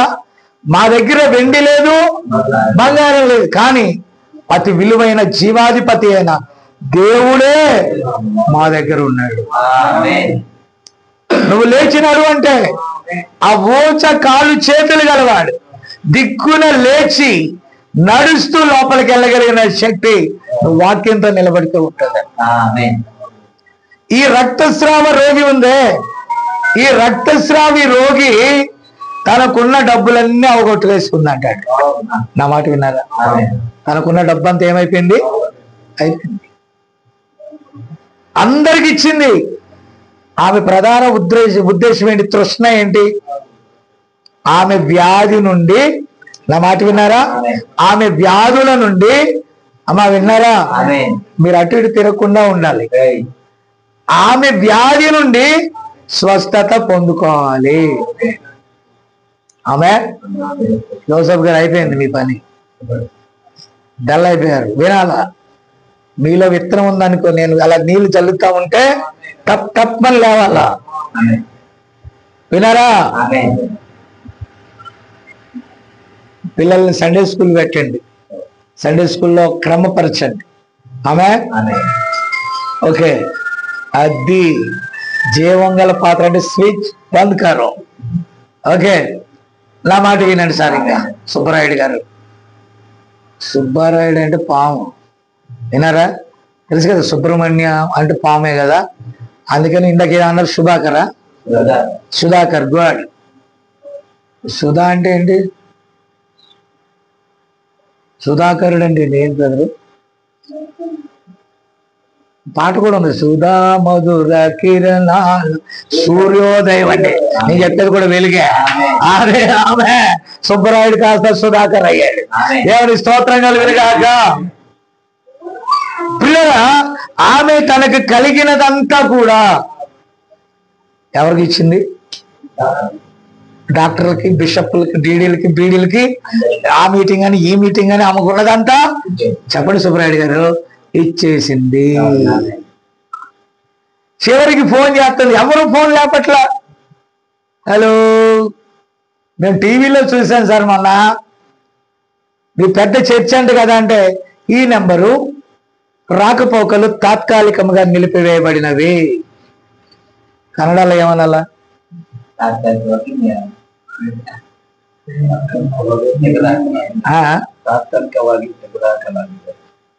తాత్కాలికವಾಗಿ తెగదు ఆకలాగిదే అని కన్నడలో అర్థండి.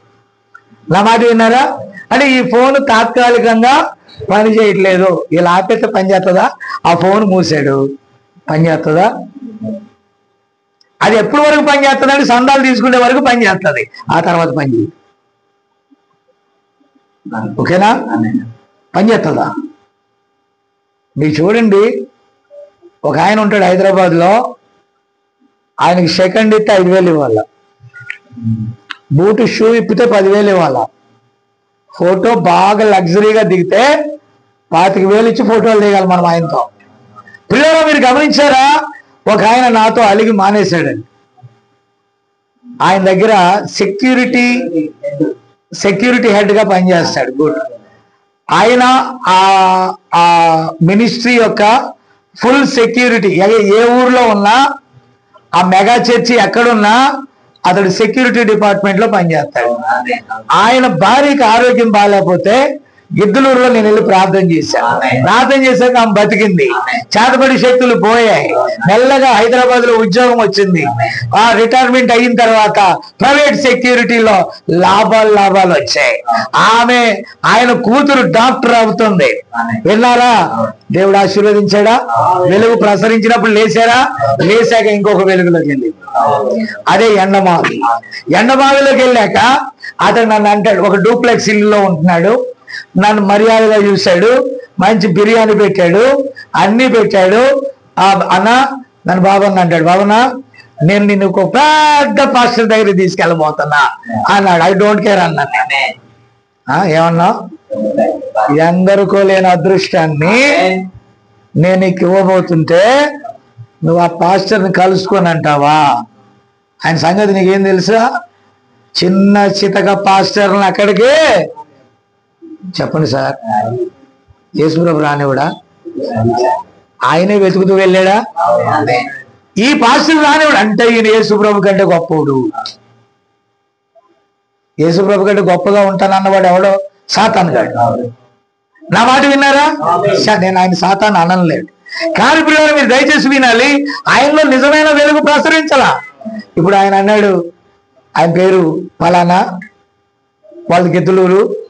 సో నన్ను బాగా చూస్తాడు, వాళ్ళ ఊర్లో మీటింగ్స్కి నన్ను సేవకు పిలుస్తాడు.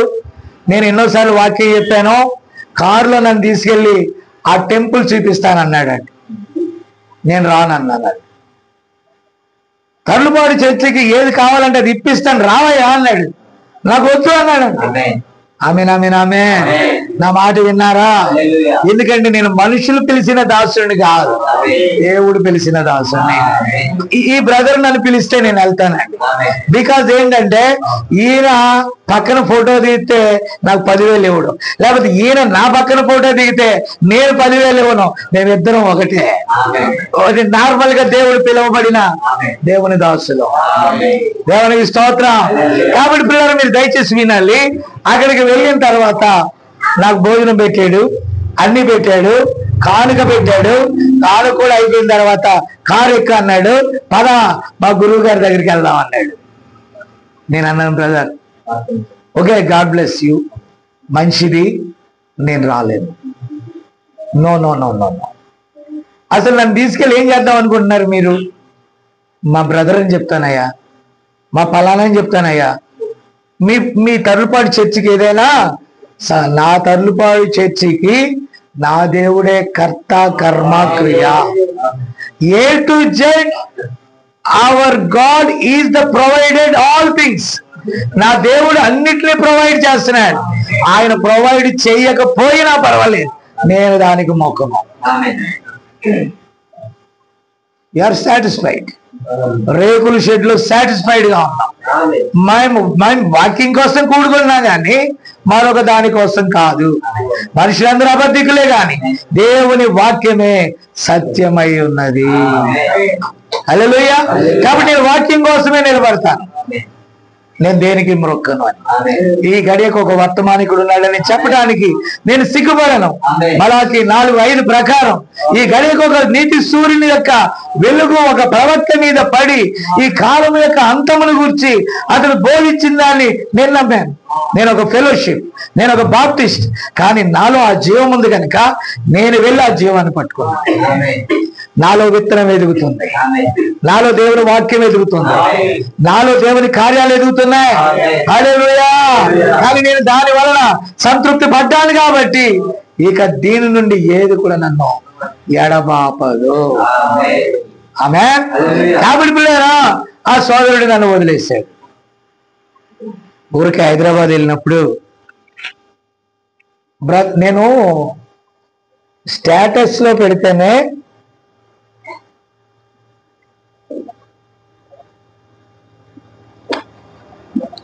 పది ఫోన్లు చేసేవాడండి నాకు. అన్నా నువ్వు హైదరాబాద్ వచ్చావా, మా ఇంటికి రండాలా, ఈరోజు ఇంటికాడ ఉంటాననేవాడు. ఒకరోజు నేనే ఫోన్ చేస్తే నా ఫోన్ లిఫ్ట్ చేయట్లేదండి.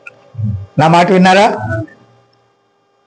వాళ్ళ బామ్మర్ది క్యాన్సర్తో చనిపోయాడు, మరో బామ్మర్ది ఆత్మహత్య చేసుకొని చనిపోయాడు. వాళ్ళ మామగారు గుండెపోటుతో చనిపోయాడు. ఎంతమంది చనిపోతున్నా ఆయనకి అది మాత్రం బయటికి రావట్లేదు. నేను అనుకున్న జీవం లేదు. నీతి వెలుగు వచ్చి ప్రసరించినా అది పొట్టు అన్నానే, పొట్టులో జీవం లేదు కాబట్టి పట్టుకోలేదు. నా మాట విన్నారా? విత్తనము ఆ తొక్కతో వారసత్వం పొందలేదు. కాబట్టి వాక్యము వాక్యాన్ని పట్టుకుంటది, నీతి నీతిని పట్టుకుంటది, వెలుగు వెలుగుని పట్టుకుంటది. చీకటి దాన్ని వద్దన్నట్లయితే ఆ వెలుగు వలన ఏం ప్రయోజనం? ఆమె నా మాట విన్నారా? అబద్ధమే చీకటి. ఆది యందు దేవుడు భూమి ఆకాశములను చేసి కొన్ని విత్తనాలను వేశాడు. వాక్యం రాగానే ఆ విత్తనాలు బయటకు వస్తాయి. హల్లెలూయా. అంటే దానికి చెందిన విత్తనాలు, ఆ కాలానికి చెందిన విత్తనాలు ఆ వాక్యం రాగానే బయటకు వస్తున్నాయి. దేవునికి స్తోత్రం కలుగును గాక. ఇప్పుడు ఆ రక్తస్రావ రోగికి ఒక అవసరం ఉంది. ఆమెకి ఏ అవసరం ఉంది? డబ్బులా, పెద్దరికాల, గొప్ప విషయాల? ఆమె వ్యాధి, ఆమె పాపం, ఆమె శాపము, ఆమె విడుదల పొందాలి. కాబట్టి ఆ వెలుగు తన వీధిలో గుండా వెళ్తుంది. వెలుగుని గురించి సమాచారం విన్నది. సమాచారం విని ఆమె అనుకున్నదట, వీళ్ళందరూ కూడా నా డబ్బంతా తీసుకొని నన్ను బాగు చేయలేదు. అయితే ఇక నేను ఆయన ముందు నిలబడలేను, ఆ వెలుగు ముందు నేను నిలబడలేను, నా ముఖం ఆ వెలుగుకు నేను చూపించలేను. కానీ ఆ వెలుగు పడిన చిన్న వస్త్రపు కాంతి, ఆ వస్త్రము మాత్రం ముడితే చాలు అనుకుందండి. హల్లెలూయా. ఆమె మెల్లగా మంచం మీద నుంచి లేచింది. ఎప్పుడైతే వెలుగు కొరకు ఆమెకు ఆసక్తి కలిగిందో, ఎప్పుడు ఆమె వెలుగును చూడాలనుకుందో, ఎప్పుడు కాంతి వైపు ఆమె తిరిగిందో, ఆమెకు దేవుడు తన బలాన్ని ఇస్తా ఉన్నాడు. ఆమె మెల్లగా కదలాడుతూ వచ్చింది, మెల్లగా పాక్కుంటా వెళ్ళింది. ఉన్న ఆఖరి బలాన్ని తీసుకుంది, మెల్లగా వెళ్ళి ఆయన వస్త్రాన్ని అలముకుంది. ఆ వెలుగు, ఆ కాంతి ప్రసరింప చేసే దేవుడు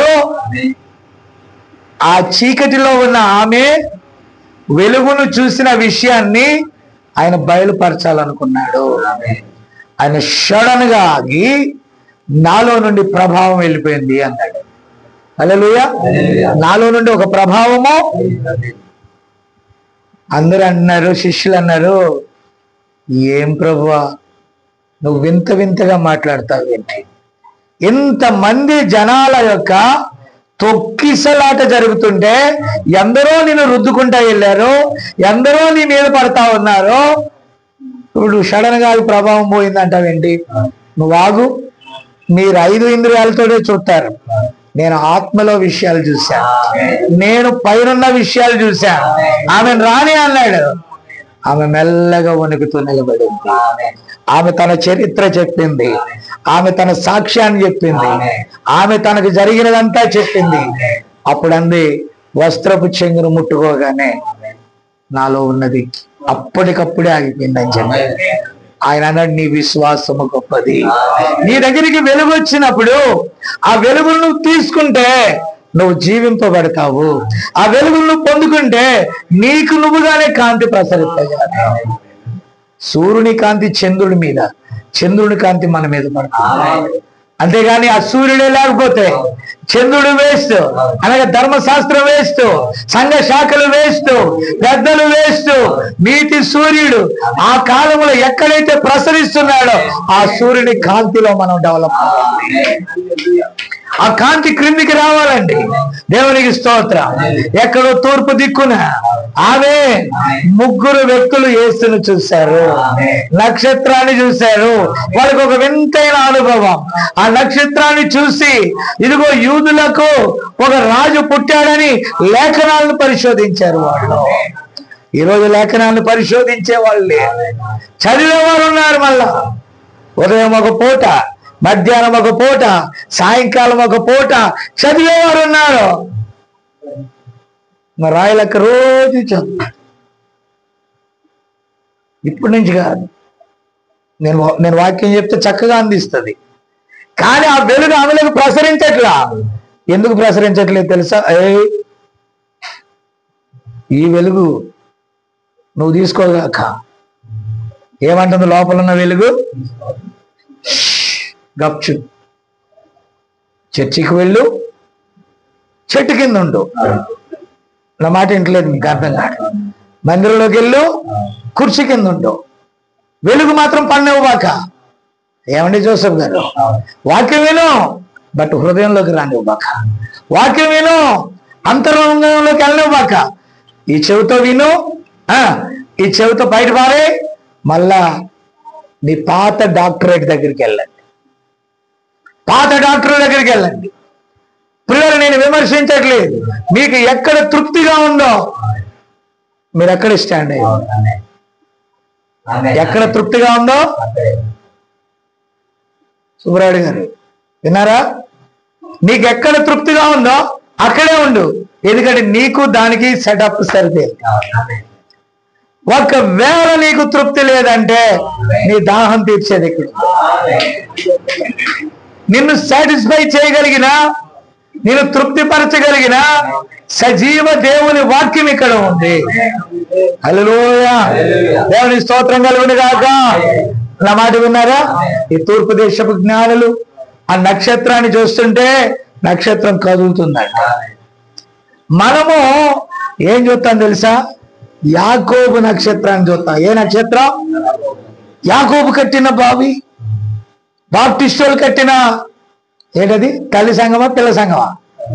చెప్పండి అంటే ఆర్సిఎం తల్లి అంట, బాప్టిస్టు మిగతావన్నీ పిల్లలంట. బైబిల్లో ఏమన్నా తెలుసా? తల్లిని పిల్లల్ని మంచం పట్టిస్తానన్నాడండి. ఎవరిని? ఒరిజినల్ సంఘము క్రీస్తు శకం 325లోనే ఒరిజినల్ వేరుని నరికేశారు. దాని స్థానంలో ఆర్టిఫిషియల్ సంఘాలు కట్టారండి. ఆర్టిఫిషియల్ అని తెలుసు కదా బ్రదరు? ఏంటి? ఒరిజినల్ చెట్టుకు బదులుగా ఏంటది? ఆర్టిఫిషియల్ అంటే ఏంటమ్మా? నకిలీ దాన్ని ఏర్పాటు చేయటం. మీకు అర్థం కాలేదా అమ్మా? ఉండి లేనట్టే. అమ్మా సూపర్, ఉండి లేనట్టు. నా మాట విన్నారా? కానీ ఉండటానికి మాత్రం చెట్టే కాయలు కోయలేవు. ఏం కోయలేవు? ప్లాస్టిక్ పూలు, ప్లాస్టిక్ కాయలు, ప్లాస్టిక్ ఆకులు. యేసు ప్రభు కూడా ఒకరోజు వెళ్ళి అంజూరపు చెట్టు, అదేనా, వెళ్ళి చెట్టు అంతా ఎలా ఉందంటే పచ్చగా ఉందంట. లైటింగ్లు పెట్టారు, గీటింగ్లు పెట్టారు, డమ్మాల్ డిమాల్. విన్నారా?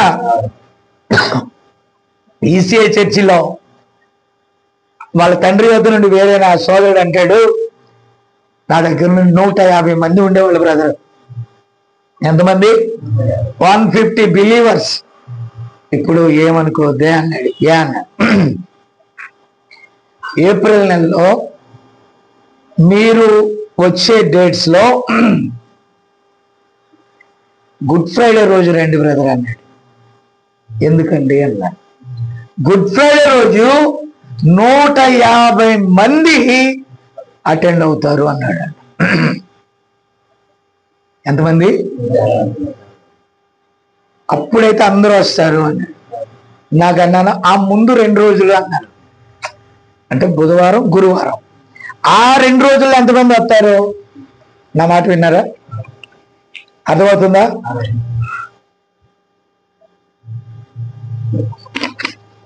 కేవలం 40 మందే వస్తారన్నాడు.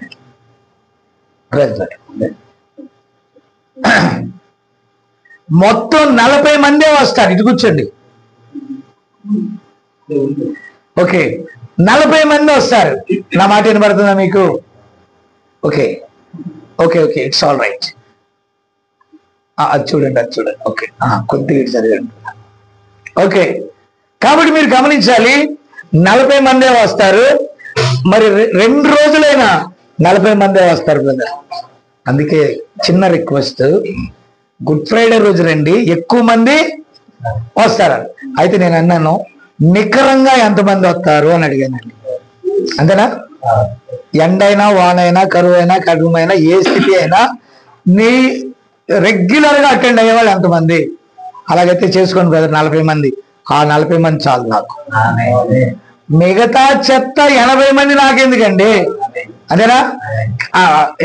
ఎంత 90 మంది నాకెందుకండి? నికరమైన ఆ 40 చాలు. వాళ్ళు వాక్యం వింటారు. ఆ నిజమైన మొక్కలకి నీళ్లు పోతే అవి ఎదుగుతాయి. ఆ నిజమైన మొక్కలకి నీళ్లు పోతే అవి కాయలు కాస్తాయి. ఆ నిజమైన మొక్కలకి వాక్యం చెప్తే దానివల్ల పక్కనోడికి ఉపయోగం ఉంటుంది. ఉపయోగం లేని 150 మంది కంటే ఉపయోగం ఉన్న 40 మంది చాలు. నేను టయాన్ని వేస్ట్ చేసుకోను.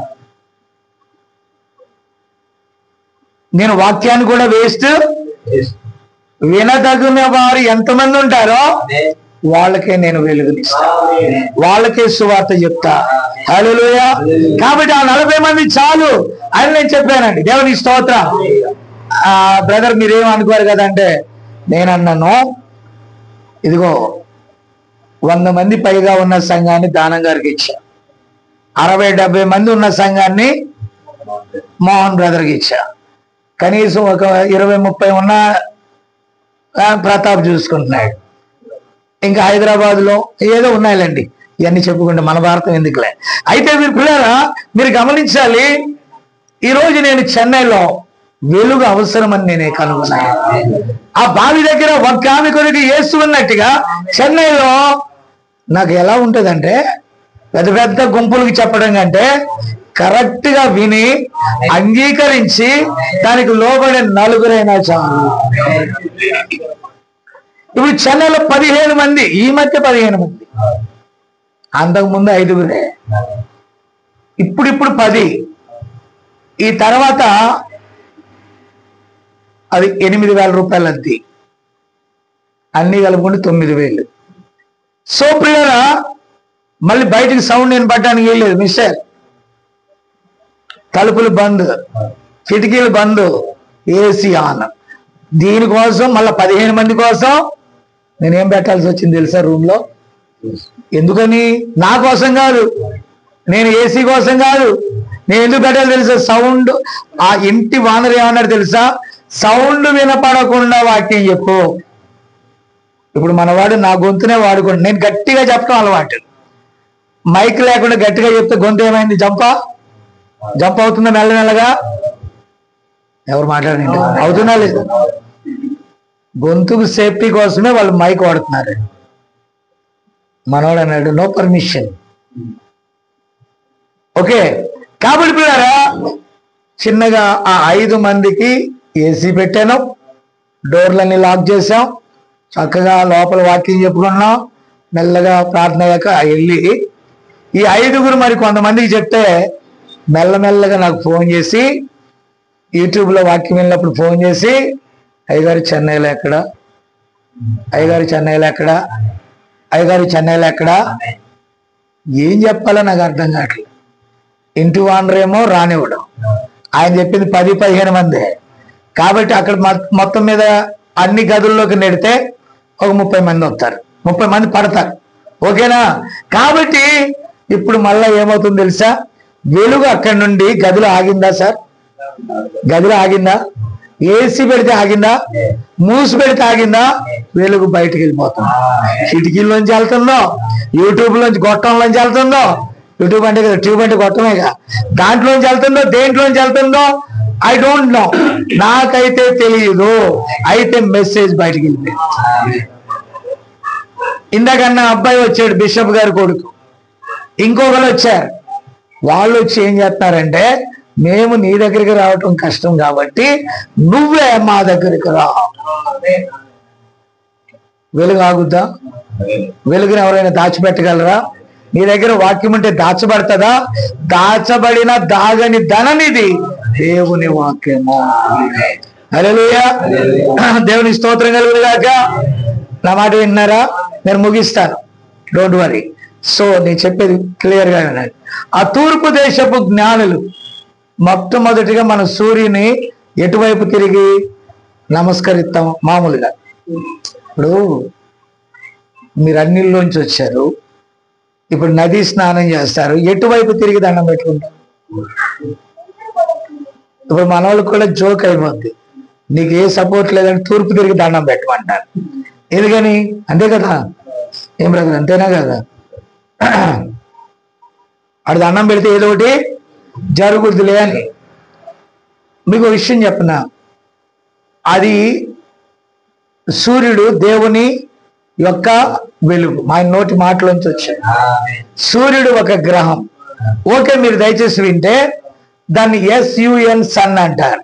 ఆ సూర్యుని కాంతే చెట్లను బ్రతికిస్తున్నప్పుడు, సూర్యుని కాంతే నీకు విటమిన్ డిని ఇస్తున్నప్పుడు, సూర్యుని కాంతే జీవులను బతికిస్తున్నప్పుడు SON సన్ ఉన్నాడే, ఆ సూర్యుడు ఉన్నాడే, ఆ సూర్యుడు ప్రసరిస్తే, సూర్యుడికే సూర్యుడైనా నీతి సూర్యుడు ప్రసరిస్తే ఇక ఎన్ని జీవులు బతుకుతాయి? నా మాట అర్థం కాదు. అది వాక్యం. అందరూ వాక్యాన్ని కప్పెట్టేసి మిగతా కార్యక్రమాలు చేస్తున్నారు. పాటలు, ఆటలు, వేటలు, కథలు, కాలక్షేపాలు, భజనలు, డ్రామాలు, గందరగోళాలు, ఇవన్నీ ఎందుకు? వాక్యాన్ని ఆపేయటానికి. ఇది సాతాను గారి కుట్ర. మా సంఘంలో 5 పాటలు, మ్యాక్సిమం జనాలు ఎక్కువ ఉంటే 5. దానికి ఇక ఎక్కువ ఖర్చులు అక్కర్లేదు. వినారా? కొంతమంది పాస్టర్లు ఉంటారు, జనాలు వచ్చేదాకా ఇంకోటి పాడు వస్తారేమో 10 పాటలు పాడాక నీకు మిగిలింది ఏముందండి దేవుని దగ్గర?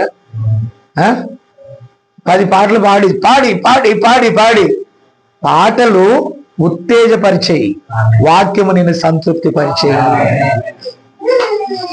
పాటలు ఉత్తేజపరిచేవి కానీ వాక్యము సంతృప్తి పరిచేది, కానీ వాక్యమే జీవమైనది.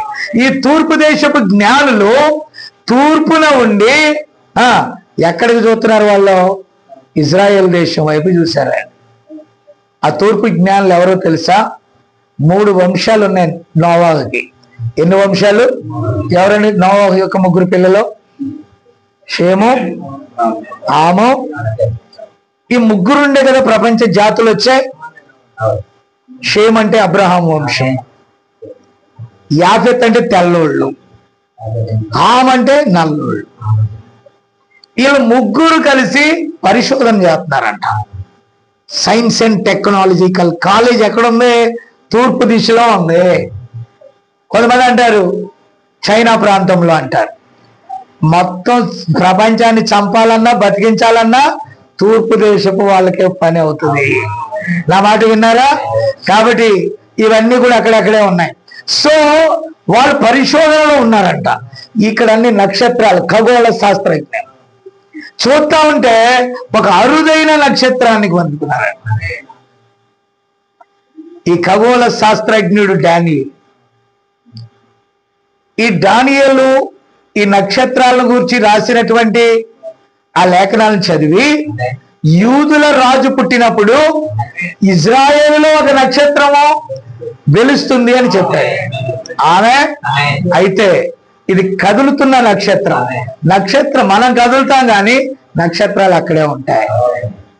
అయితే ఈ నక్షత్రం ఏమైందంట? కదులుతుందంట. అంటే ఎప్పుడైతే ఈ నక్షత్రం జీవించిందో మిగతా నక్షత్రాలు కదలలేదు, కానీ ఈ నక్షత్రం కదులుతుంటే వారు వెళ్తా ఉన్నారు. అప్పుడు అనుకున్నారు ఇది ఎక్కడికి వెళ్తుందో చూద్దాం. ఒక సమాచారం, ఆ వెలుగు ఒక సమాచారాన్ని తీసుకొని వెళ్తుంది. పిల్లలు నేను ముగిస్తాను. మెల్లగా ఎడారిలో కదిలింది. మొత్తం మీద వారు ఇజ్రాయేల్ దేశం చేరుకోవటానికి 2 సంవత్సరాలు పట్టింది. ఎన్ని సంవత్సరాలు? ఈ 2 సంవత్సరాలు పట్టాక వాళ్ళు ఎక్కడికి వెళ్ళారు? పెద్ద చర్చిలోకి వెళ్ళారండి. ఆ చర్చి ఎవరిది? హేరోదు రాజు. ఇప్పుడు ఈ చర్చిల్లో వాళ్ళు ఏం చేస్తున్నారంటే ఇలాంటి ఒక కర్ర పట్టుకుంటారండి, దండం. ఓకేనా? యువతల నుంచి అవతలకి కండవ తెగేసుకుంటారు. పరిసయ్యులు వారు వస్త్రపు చెంగుని ఎలా చేస్తారంట? వెడల్పుగా చేసుకుంటారంట. విన్నారా? ఒక పీడి సుందరరావు గారిని ఒక ఆయన అంటాడు, వీళ్ళేంట్రా నిక్కర లోపల మొలతాడు కట్టాలి కానీ నిక్కర వేసుకుని మొలతాడు కడతారన్నాడు ఆయన. విన్నారా? కాబట్టి వీళ్ళు పైన కడతారు. యాజకులు ఎలాగంటే ఆ అతి పరిశుద్ధ స్థలంలోకి వెళ్ళినప్పుడు వాళ్ళు కనుక చచ్చిపోతే వాడితో లాగాలి బయటికి. అందుకని వాళ్ళు గంటలు కడతారు. మరి వీళ్ళకి ఎందుకు గంటలు? ఆత్మ సంబంధమైన దాన్ని వీళ్ళు శరీర సంబంధంగా మార్చారు. చంద్రుని కాంతి అయిపోయింది, సూర్యకాంతి వచ్చినా చంద్రుని కాంతి గురించే మాట్లాడుతున్నారు. విన్నారా? ప్రభుత్వం మారిన పాత ప్రభుత్వం గురించి మాట్లాడినట్టు ఉంది. నా మాట విన్నారా? కాబట్టి పిల్లరా, ఆ పాత చింతకాయ పచ్చడే చెప్తున్నారు కానీ ఈ రోజు సూర్యమానము, సూర్యుని కాంతి, వాక్యపు వెలుగు ఎక్కడ నిలబడిందో అక్కడ ఆగి చూడాలి. ఇప్పుడు నువ్వు వాక్యం దగ్గరికి రావాలి. వాక్యం ఎక్కడ ఈ రోజు పని చేస్తుందో దాన్ని పట్టుకోవాలి. అంతేగాని కుర్చీ కింద, చెక్కల కింద, మంచాల కింద, చెట్ల కింద వాక్యం వచ్చిన ఇలా దాగి చూస్తే ఎలాగా? అది కూడా ఒక ముక్క చెప్పేస్తాను. కాబట్టి ఏ రోజు ఇంట్లోకి వెళ్తే యూదుల రాజు కాబట్టి ఎవరింట్లో పుడతారు సార్? యేసుక్రీస్తు మెస్సియా అని అంటే దేవుని కుమారుడు అనబడ్డాడు. దేవుడే. అయితే ఆయన పశువుల పాకలో పుట్టాడని వెళ్ళారు అక్కడికి. ఎందుకల్లా చుక్క వెళ్తుంది పశువుల పాక వైపు. వీళ్ళు డౌట్ పడ్డారు, పశువుల పాకలు ఎందుకు ఉంటుంది? ఈ ప్రతాపాలు అద్దింట్లో చుక్క ఎందుకు ఉంటుంది? అద్దింట్లో ఎందుకు ఉంటుంది చుక్క? చుక్క ఎక్కడ? రాజుల ఇళ్లలో ఉంటది, అధికారుల ఇళ్లలో ఉంటది, పెద్ద పెద్ద భవనాల్లో ఉంటది. అది ముగ్గురు జ్ఞానులు మూర్ఖంగా ఏ రోజు ఇంట్లోకి వెళ్ళారు. నా మాట విన్నారా? చుక్క లేదు, ఏం లేదు. అక్కడ ఏ రోజు రాజు చుక్క వేసుకొని ఉన్నాడు. ఎవర్రా యూదుల రాజు అంట అని 2 సంవత్సరాల పిల్లలు చంపేయండి రా అన్నాడు. అలా ఉంటది. మన వాళ్ళు ఎవరో వెళ్ళి, ఈ బ్రదర్ వెళ్ళి లోదరన్ బిషప్కి మన క్యాలెండర్ ఇచ్చారంట. విన్నారా? ఆ బిషప్ దగ్గరికి వెళ్ళే విశ్వాసకి, ఈ బ్రదర్ పేరు మర్చిపోయాను, జయరాం గారికి నీ క్యాలెండర్ ఇచ్చాం. మీరు బిషప్ ఏదో దగ్గరికి వెళ్తున్నారు. బిషప్ ఒక రోజు రాగానే రండి పాస్టర్ గారు, కూర్చొని పాస్టర్ గారు రండి అని కుర్చీ వేసి కూర్చోబెడితే క్యాలెండర్ గీశాడు. జయరాం, ఎవరు ఇక్కడ క్యాలెండర్ నేను పెట్టమంది? తీసేయ్. ఈయనకి ఎందుకు అంత కడుపుమంట? ఈయనకి ఎందుకు కడుపుమంట? ఈయనకి ఏమైంది అసలు? బీపీ ఎందుకు పెరిగింది? ఎందుకు షుగర్ లెవెల్ అంత ఎక్కువైపోతున్నాయి? క్యాలెండర్ నీకేమి గైడ్ చేసింది? క్యాలెండర్ గురించి నువ్వు చెప్పావా? ఎక్స్ప్లెయిన్ చేసావా? బిషప్కి అంత తలనొప్పి ఎందుకు వచ్చింది? వీళ్ళు సత్యం చెప్తారని సైతాన్ని భయపడతాం. హల్లెలూయా. వీళ్ళ దగ్గర పెద్ద మిషన్ గన్లు లేవు, వీళ్ళ దగ్గర ఏం లేవు. ఎందుకు భయపడుతున్నారు? సత్యం కళ్ళు తెరిపిస్తుందేమో. చేయరా, కళ్ళు చేశాడా మనల్ని నమ్మడు. మనం నమ్మకపోతే ఒక విశ్వాసి పోతాడు, ఒక విశ్వాసి పోతే నెలకు వచ్చే దశంభాగం పోద్ది. ఇలా అందరూ పోయారనుకో, పరిసయ్యులు, శాస్త్రులు ఈ యేసు అని వాడిని తలకాయ తీసేయండి అన్నారు, వాక్యాన్ని నరికేయండి అన్నారు. ముందు చిన్నపిల్లలను చంపేశారు. ఆ తర్వాత వారు సత్యాన్ని కనుగొని బంగారము, బోళము, సాంబ్రాణి ఇచ్చి ఆయన మరణ పునరుద్ధానాన్ని జ్ఞాపకం చేసి అన్యజనులకు వెలుగెళ్ళింది. పశువుల చదువులేని పశువుల కాపరులకు వెలుగెలిగింది. వాళ్ళు అంగీకరించారు. కానీ దేవుని పిల్లలని చెప్పుకున్న పరిసయ్యులు, శాస్త్రులు, సద్దుకైలు, మోషే ధర్మశాస్త్రం దివారాత్రులు చదివేవాళ్ళు, లేఖనాలను తర్జుమా చేసే ఈ బిషపులు, రెవరెండ్లు, డాక్టర్లు, బీడీలు చంపేయండి ఆయన్ని అన్నారు. ఆయన ఏమన్నాడు? మీరు లేఖనాలు చదవండి, కన్యకే కదా పుట్టాల్సింది, నీ తల్లి వేపించారు అంతేనా? భర్త లేకుండా ఎలా కంటదయా? We cannot believe that. మేము నమ్మము. నువ్వు నమ్మిన ఆయన దేవుడే, నువ్వు నమ్మకపోయిన ఆయన దేవుడే.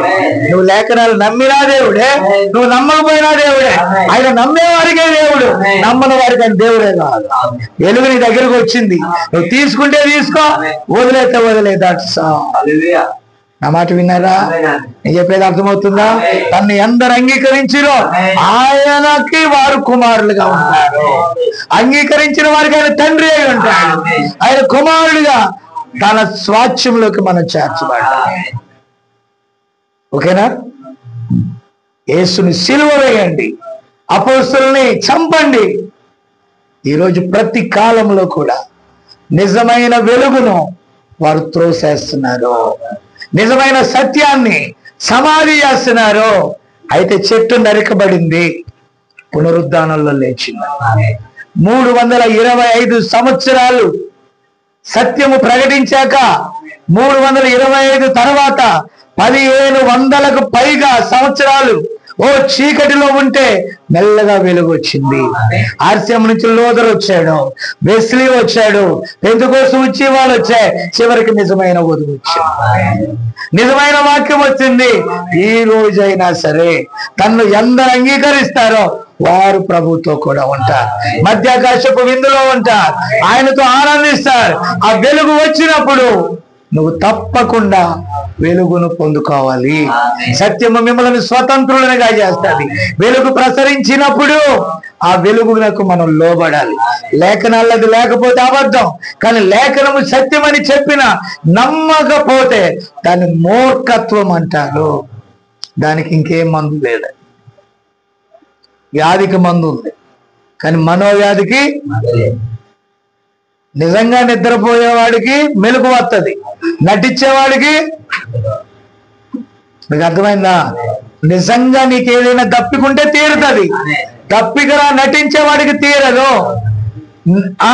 యాక్షన్ చేసేవాడికి తీరదు. నీకు ఆకలి ఉంటే, నీకు దప్పికుంటే, నీకు నమ్మకం ఉంటే, నీకు విశ్వాసం ఉంటే అట్టి వారిని దేవుడు సంతృప్తి పరచగలడు.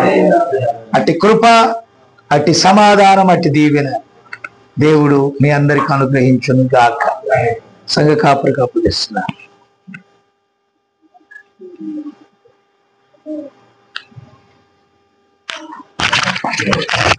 ఏదైనా ఉంటే చెప్పేసి.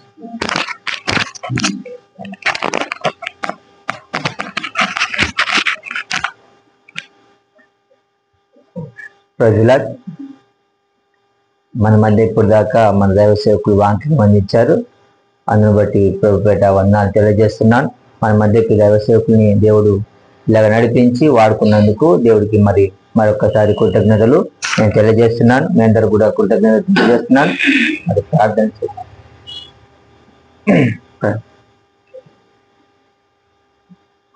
మీరు ప్రేర్ చేయండి, మీరు ప్రేర్ చేస్తే మాట్లాడతాను. సరే సార్. అలాగే మరి ఇప్పుడు దాకా మరి దైవ సేవకుల ద్వారా దేవుని వాక్యాన్ని మనం ఎంతగానో విన్నాము. మీరు గమనించినట్టుగా మరి ఈ సత్యాన్ని, ఈ వాక్యాన్ని దేవుడు ఇక్కడికి నడిపించాడు. అందును బట్టి మరి నేను ఎంతగానో మరి దేవునికి కృతజ్ఞతలు నేను తెలియజేసిన. పొద్దున కూడా చాలా విషయాలు దేవుడు అంటే మా మధ్యన మాట్లాడాడు. ఎందుకంటే ఇక్కడ ఉన్న ప్రజలు అంతగా అవగాహన లేనివారు, అంతగా దేవుని వాక్యాన్ని ఎరగని వారు. ఆ దేవుణ్ణి అంటే కొన్ని లేఖనాలైనా కానీ వాళ్ళు బైబులే చదవరు, అసలుగా బైబుల్ అనేది తెలియదు. బైబుల్ అంటే చదవడానికి కాదు, ఆ ముఖం కూడా వాళ్ళు చూడని వారు. అలాంటి స్థితిలో ఉన్న ఈ ప్రజలకు ఇంత వాక్యము దేవుడు వాళ్ళ హృదయాలను పట్టుకున్నాడని నేను నమ్ముతున్నాను. అంటే దేవుడు ఎలా అంటే ఏ కాలానికి దేవుడు ఏ వాక్యాన్ని ఇస్తాడో ఆ వాక్యాన్ని నమ్మడమే, లోబడమే, ఆ సత్యానికి లోబడమే నిజమైన విశ్వాసం. అదే ఆ వాక్యానికి లోబడమే దేవునికి మనము ఆ విశ్వాసంలో మనం ముందుకు వెళ్ళడం. అంటే దేవుడు మనం చూసుకున్నట్టుగా 2000 సంవత్సరాలు శరీర గారికి వచ్చాడు, ఆ సొంత ప్రజల దగ్గరికి వచ్చాడు, వాళ్ళు ఆయన్ని అంగీకరించలేదు. అంటే అంగీకరించడానికి కారణం కూడా లేఖనాల్లో ఎన్నో విషయాలు బైబుల్ ద్వారా మనకు తెలుస్తాయి. అంటే బైబుల్ అంటే ఏదో చెప్పుకోవడం పోవడం కాదు, బైబుల్ నెరవేర్పు, బైబిల్ జరుగుతుంది. బైబిల్ ఉన్న విషయాలన్నీ కూడా ఈ కాలానికి, ఆ కాలంలో ఎలాగైతే జరిగాయో ఈ కాలానికి తగ్గినట్టుగానే అవన్నీ కూడా జరుగుతా ఉన్నాయి. జరిగే విషయాల్లో, జరిగే కాలంలో మనము జీవిస్తున్నాం. మనం దీంట్లో బైబిల్లో జీవిస్తున్నాం, వాక్యంలో మనము జీవిస్తున్నాం. అంటే వాక్యంలో మనం అంటే దేవుని వాక్యంలో మనము ఉన్నాము కాబట్టి దేవుడు ఇక్కడ మనల్ని నడిపించాడు. అందుని బట్టి దేవునికి మళ్ళీ ఒకసారి నేను ప్రత్యేకంగా కృతజ్ఞతలు తెలియజేస్తున్నాను. ఎందుకంటే ప్రేమైన దేవుని బిడ్డలారా, మీరు చాలా విషయాలు తెలుసుకున్న విషయాలు ఉన్నాయి, చాలా లోతైన విషయాలు ఉన్నాయి, దేవుని ఎరిగే విషయాలు, చాలా విషయాలు ఇక్కడ ఉన్నాయి. కానీ దేవుడు అవన్నీ కూడా బయలుపరచాలి. ఏ మానవుడు కూడా మనకు బయలుపరచాడు, కానీ దేవుని ఆత్మ మనకు బయలుపరచాలి, దేవుడు మనకు తెలియజేయాలి. అంటే మన వాక్యాన్ని తప్ప దేని కూడా మనము తెలుసుకోలేం. ఇందాక దైవ సేవకులు చెప్పినప్పుడు కూడా నేను చాలా ఇక్కడ గమనిస్తా ఉన్నాను. అంటే దేవుని వాక్యం ఇక్కడ నడుస్తుంది, దేవుని మాటలు ఇక్కడ జరుగుతున్నాయి. అంటే దేవుని అంటే దైవ సేవకుడు అంటే దైవం అంటే దేవుడని, అంటే దేవుని ఆత్మ ఇక్కడ పనిచేస్తున్నప్పుడు మనము చాలా జాగ్రత్తగా, చాలా మనము అనాలోచన కాకుండా ఆలోచనగా దేవుని సన్నిధికి వస్తున్నప్పుడు, ఇప్పుడు ఒక పనికి వెళ్తాం, ఒక చిన్న పనికి వెళ్తే ఎంత జాగ్రత్తగా వెళ్తాం, ఎంత భయం ఉంటుంది. ఆఫీసర్ ఏమంటాడో, ఏం చెప్తాడో, అక్కడ ఎలాగుండాలో, ఒక కొనుక్కు కూడా నిద్రపోకుండా చూస్తుంటాం, కాసుకొని ఉంటాం. అంటే ఒక చిన్న వ్యక్తికి, అంటే ఒక భౌతికమైన ఒక ఆఫీసర్కి, అంటే ఒక వ్యక్తికి అంత ఇంపార్టెన్స్ ఇచ్చినప్పుడు, ఒక దైవ సేవకుడు అంటే దేవుడు పంపించిన వ్యక్తి, దైవ సేవకుడు అంటే దేవుడు పంపించిన వ్యక్తి, దేవుడు పంపించిన మనిషి అని అర్థం. అదే దైవ సేవకుల్ని ఎప్పుడు కూడా మనము గౌరవించాలి. అది ఎలాంటి, అదే చెప్తున్నా, వాక్యానికి లోబడంటే అది ఎలాంటి మాట అయినా కానీ ఆ మాటకి మనము లోబడాలి. అందుకే ఆ సమరస్త్రీ ఆ మాటకి ఆమెకు లోబడింది. ఆమె 5 మంది భర్తలు కలిగింది, నువ్వు వ్యభిచారి అంటే నువ్వు అంతమంది భర్తలు కలిగి ఉన్నావని చెప్పినా గానీ ఆమె ఏం చెప్పింది, నా హృదయంలో ఉన్న పాపాలన్నీ, నా హృదయంలో రహస్యాలన్నీ కూడా ఆయన బయలుపరిచాడు, అవన్నీ కూడా ఆయన దగ్గర ఒప్పుకుంటున్నానని ఆమె లోబడింది. అలాగే ఈ రోజు కూడా మనం ప్రతి వాక్యం మన దగ్గరకు వస్తున్నప్పుడు, మన హృదయాన్ని తాకుతున్నప్పుడు అవన్నీ కూడా మనము వాటిని లోబడాలి. అది నా కోసము నా దేవుడు మాట్లాడాడు, నాలో లోపాలు ఉన్నాయేమో, నాలో తప్పులు ఉన్నాయేమో, అలాంటి పొరపాట్లు ఉన్నాయేమో, నా దేవుని దగ్గర నేను ఒప్పుకోవాలి. ఒప్పుకున్నప్పుడే మనం దేవుని పిల్లలం, ఒప్పుకున్నప్పుడే దేవుని కుమారులం, ఒప్పుకున్నప్పుడే దేవుని బిడ్డలం. ఒప్పుకోకుంటే ఎవరు ఉన్నాడు కదా, వాడు సాతాను పిల్లలు, వాడే వ్యతిరేకించేది, వాడే వద్దనేది, వాడే లోబడి. అంటే వాడు అన్ని తెలుసు కానీ, అన్ని విషయాలు తెలుస్తాయి కానీ లోబడాడు. ఎవరికి లోబడాడు? దేవుని వాక్యానికి లోబడాడు. ఈరోజు దేవుని వాక్యానికి మనం లోబడాలి. దేవుని వాక్యం మన దగ్గరకు వచ్చింది. ఈ వాక్యానికి లోబడినప్పుడే నీ హృదయం తెరవబడుతుంది. ఈ వాక్యానికి లోబడినప్పుడే నీ హృదయంలో ఉన్న అంటే ప్రతి వ్యాధి, ప్రతి బాధ, ప్రతి కష్టం, ప్రతి నింద అన్నిటి నుంచి విడిపించేవాడు ఒకే ఒక్క వ్యక్తి, మన యేసయ్య. హల్లెలూయా. ఆయన తప్ప ఎవరు కూడా విడిపించలేరు. నీకు పరలోకం ఎలా నాయాలి, నీకు అంటే ఇక్కడ శరీర సంబంధమైన కూడా ఆయన ఇవ్వాలి, పరలోక సంబంధమైన కూడా ఆయన ఇవ్వాలి. ఏదైనా కానీ దేవుడు ఇవ్వాలి తప్ప, దేవుని తప్ప ఈ దేవుని నుంచి మీరు పొందుకోలేదు. పొందుకున్నవారు కాబట్టి వాళ్ళు తెలియజేస్తున్నప్పుడు ఆ వాక్యానికి మనము లోబడేది. పొందుకున్నారు కాబట్టి ఆ శ్రేష్టమైన, అంటే ఇక్కడ ఉన్నది ఏది కూడా శాశ్వతమైనది కాదు, శాశ్వతమైన ఒక రాజ్యం ఉంది. ఆ రాజ్యం కొరకే ఈరోజు ఇక్కడ దైవ సేవకులు ఎన్నో నాకు నేను మాటలతో చెప్పలేను కానీ నిన్ను యథార్థంగా చెప్తున్నాను, ఆయన కాను కూడా ఇవ్వలేను. నేను చెప్తున్నాను కదా, ఆయన కాను కూడా ఇవ్వలేని పరిస్థితి. కానీ మన దగ్గరకు వచ్చి ఆయన మనల్ని ప్రేమించి వాక్యాన్ని అందిస్తున్నారంటే, ఎంతో మంది పిలిస్తే వాళ్ళు చెప్పినట్టుగా లాస్ట్ టైం చెప్పారు, ఇప్పుడు దాకా చెప్పారు దైవ సేవకులు, ఒక బిషప్ కుమారుడని. ఆయన ఎన్నో అంటే అతను ఎంతో ఇవ్వడానికి, ఎన్నో చేయడానికి కూడా తయారుగా ఉన్నాడు. అర్థమవుతుందా? ఆయన ఎన్నో అంటే భౌతికంగా కూడా అన్ని కూడా ఇవ్వడానికి, మాకు వేరేవన్నీ ఇవ్వడానికి కూడా తయారుగా ఉన్నాడు. వాళ్ళ దగ్గర ఉంది, ఇవ్వడానికి తయారుగా ఉన్నారు. మా దగ్గర ఏం లేదు, కానీ మమ్మల్ని ప్రేమించి మా దగ్గరికి వస్తున్నారు. హల్లెలూయా. అందుకే దేవుని పిల్లలు, దేవుని వాక్యాన్ని వినేవారు ఉన్నారు, దేవునికి లోబడే పిల్లలు ఉన్నారని దేవుని వాక్యాన్ని మా దగ్గరికి తీసుకొస్తున్నారు. మా దగ్గర డబ్బులు ఉన్నాయని రావటం లేదు, మా దగ్గర వెండి ఉన్నాయని రావటం లేదు, కానీ దేవుని వాక్యానికి లోబడే బిడ్డలు ఇక్కడ ఉన్నారని వాక్యాన్ని ఇక్కడ తీసుకొస్తున్నారు. హల్లెలూయా. అందుకే మనం దేవుడు ఎక్కడికి వస్తారంటే, దేవుని వాక్యానికి ఎవరైతే లోబడతారో దేవుని వాక్యాన్ని ఎవరైతే స్వీకరిస్తారో వాళ్ళ దగ్గరికే దేవుని వాక్యం వస్తుంది. హల్లెలూయా. ఆ కాలంలో ఎలాగైతే జరిగిందో ఈ కాలానికి కూడా దేవుని వాక్యం అలాగే జరుగుద్ది. అది ఎప్పుడూ జరిగేది, అది నిరంతరము జరిగేది. అందుకే బైబిల్ ఒక మాట ఉంది, ఆయన నిన్న నేడు నిరంతరము మారని దేవుడు. హల్లెలూయా. ఆయన మారని వాడు. మన దగ్గర అలాంటి దేవుడు మన మధ్య ఉన్నాడు. హల్లెలూయా. అలాంటి వాక్యం మన దగ్గర ఉంది. హల్లెలూయా. అలాంటి ఆత్మ పరిశుద్ధాత్మ మన దగ్గర ఉంది. హల్లెలూయా.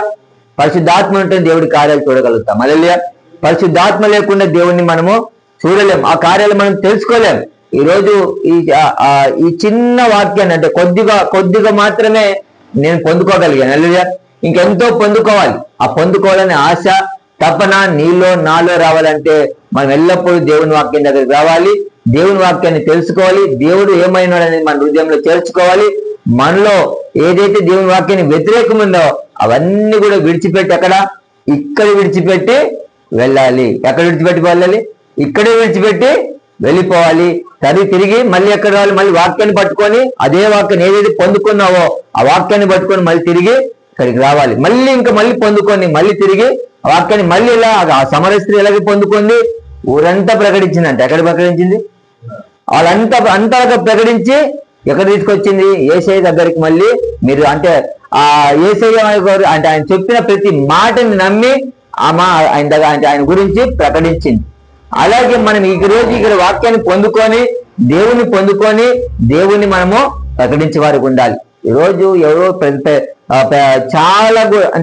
చాలా తెలియని వ్యక్తులు కూడా వాళ్ళ ఏదేదో మాట్లాడుతున్నారు. ఈరోజు క్రైస్తవులని మాట ఒక్కరు కూడా దేవుని మాటనే మళ్ళీ క్రైస్తవులమని చెప్పుకుంటాం. ఒక్కరికన్నా దేవుని మాట చెప్తామా? మా యేసయ్య గొప్పలని చెప్తామా? మా యేసయ్య గొప్ప కార్యాలు చేయబడని చెప్తామా? మా యేసయ్య నిన్న నేడు నిరంతరం అని చెప్తామా? చెప్పలేం. చెప్పేంత ధైర్యము లేదు, చెప్పేంత విశ్వాసము లేదు. ఎందుకంటే అది ఇంకా మనం పొందుకోలేదు కాబట్టి అలాగున్నాం. పొందుకుంటేనే అలాగ చెప్పగలుగుతాం. పొందుకున్న వాళ్ళే చెప్పగలుగుతారు. పొందుకున్నారు కాబట్టి దైవ సేవకులు చెప్తున్నారు. హల్లెలూయా. అది పొందుకున్నారు కాబట్టి ఈరోజు కొద్దిగా నేను ఎంతైతే పొందుకున్నా దాన్ని బట్టి నేను ఇక్కడ చెప్పగలుగుతున్నాను. హల్లెలూయా. అలాగే మీరు కూడా పొందుకుంటే ఆయన ఎవరనేది మీకు తెలుస్తుంది. హల్లెలూయా. ఆయన తెలిసిన వారికి తప్ప అంటే ఆయన పొందుకున్న వారికి తప్ప ఎవరు కూడా తెలుస్తుంది. ఈరోజు పొందుకునే అంటే మీరు ఎన్నో విషయాలు తెలుసుకోవాలి. ఆయన పొందుకోవాలి. ఆయన మీరు స్వీకరించాలి. స్వీకరించినప్పుడే మీ హృదయాల నుంచి ఆయన్ని బయటికి తెస్తారు. హల్లెలూయా. అంటే దేవుని వాక్యాన్ని పొందుకోవాలనేదే మనం ఇక్కడ రావాలి. దేవుని తెలుసుకోవాలని రావాలి. ఏం తెలుసుకోవాలి? దేవుణ్ణి తెలుసుకోవాలి. దేవుని వాక్యము తెలుసుకోవాలని రావాలి. ఏం తెలుసుకోవాలని? దేవుని వాక్యాన్ని తెలుసుకోవాలని రావాలి. హల్లెలూయా. అర్థమవుతుందా? మీరు చాలా దేవుని వాక్యాలన్నీ కూడా తెలుసుకోవాలి. దేవుని మాటలు తెలుసుకోవాలి. అందుకే ఇక్కడికి రావాలి. మీకు అర్థం కావటం లేదు. నేను దైవ సేవకుల్ని నాకు ఒక రకంగా బాధ అనిపిస్తుంది, ఒక రకంగా సంతోషం అనిపిస్తుంది. ఎందుకంటే ఏ కాలంలో ఉన్నామో, ఏ గడియలో ఉన్నామో, ఏ సమయంలో దేవుడు వస్తాడో తెలియదు. ఆయన రాకడ ఎప్పుడు వస్తుందో మనకు తెలియదు. ఆయన రాకడ సమయంలో మనం ఉన్నాం. ఈరోజు ఇంకా ఇలాగే ఉంటే ఇలా కాదు. మనం ఇంకా దేవుని గురించి ఎక్కువగా తృష్ణ కలిగి ఉండాలి. దేవుడి గురించి ఇంకా ఎక్కువగా అంటే మనము జీవించాలి. అంటే తెలుసుకుందాం, మనం పొందుకొని దాన్ని దేవుని కోసము అంటే యథార్థంగా జీవించాలి. ఆ యథార్థత దేవుడు మాకు నీకు అందరికీ దేవుడు దయచేయను గాక. ఈ చిన్న మాటలు దేవుడు దీవించును గాక. చివరిగా ప్రార్థన చేస్తారు.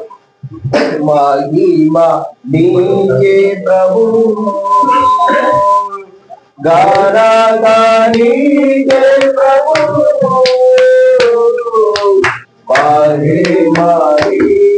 ప్రభు స్తుతి మహిమా గానతాయు ప్రభావము నీకే ప్రభు. స్తుతి మహిమా గానతాయు ప్రభావము నీకే ప్రభు.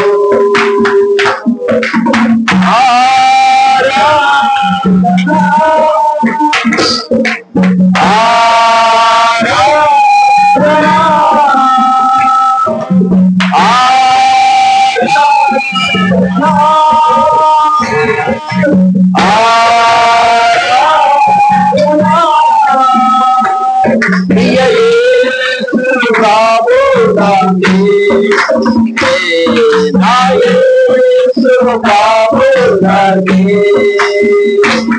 ప్రియ యేసు రాబోనానే నా యేసు రాబోనానే మహిమ నీకే ప్రభు ఘనత నీకే ప్రభు మహిమ నీకే ప్రభు సమీపింపరాని యేసురాజు వశీకరించువాడే శ్రీమాత్రుడావే సర్వాధిపతివే నీ సర్వము నాకిచ్చితివే సమీపింపరాని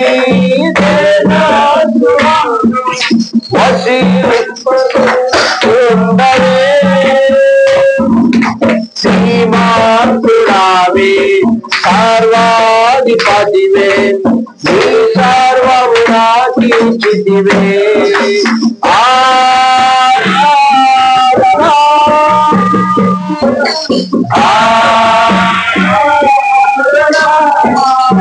ఆమేన్ ఆమేన్ ఆమేన్ హల్లెలూయా ఆమేన్ ప్రార్థన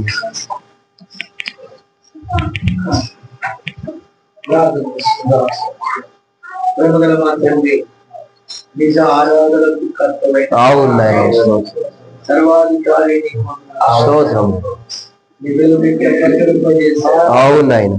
వెలుగులో జీవింపజేయగల తప్పకుండా మీరు పట్టుకోండి అక్కడికి సిద్ధపడి ప్రపంచానికి సమయం లేదు ఇక నాయన నీ లెక్క ప్రకారం కొన్ని నిమిషంలో త్వరగా నాయన ఈ భూమి అంతానికి సిద్ధంగా త్వరగా అక్కడకు ముందుగానే ప్రణాళికలో జీవింపగలిగే విత్తనాలు ఖచ్చితంగా పట్టుకోవాలి వాళ్ళకి ఇబ్బందుల్లో ఉన్న వారికి మేలు చిన్న పరిచయం నిశ్చయంగా సమస్త చేతులకు అప్పగిస్తూ రాత్రి మా ప్రయాణం మధ్యాహ్నం కూడికలు కూడా మీరు సమస్తము మీ చేతులకు ప్రభావం నీకే ఆరోగ్యం యేసుక్రీస్తు నామములో యేసుక్రీస్తు వారి కృప శాంతి సమాధానం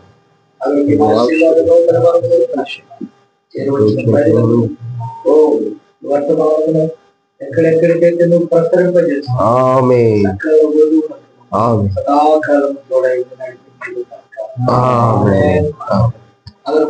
అందరికీ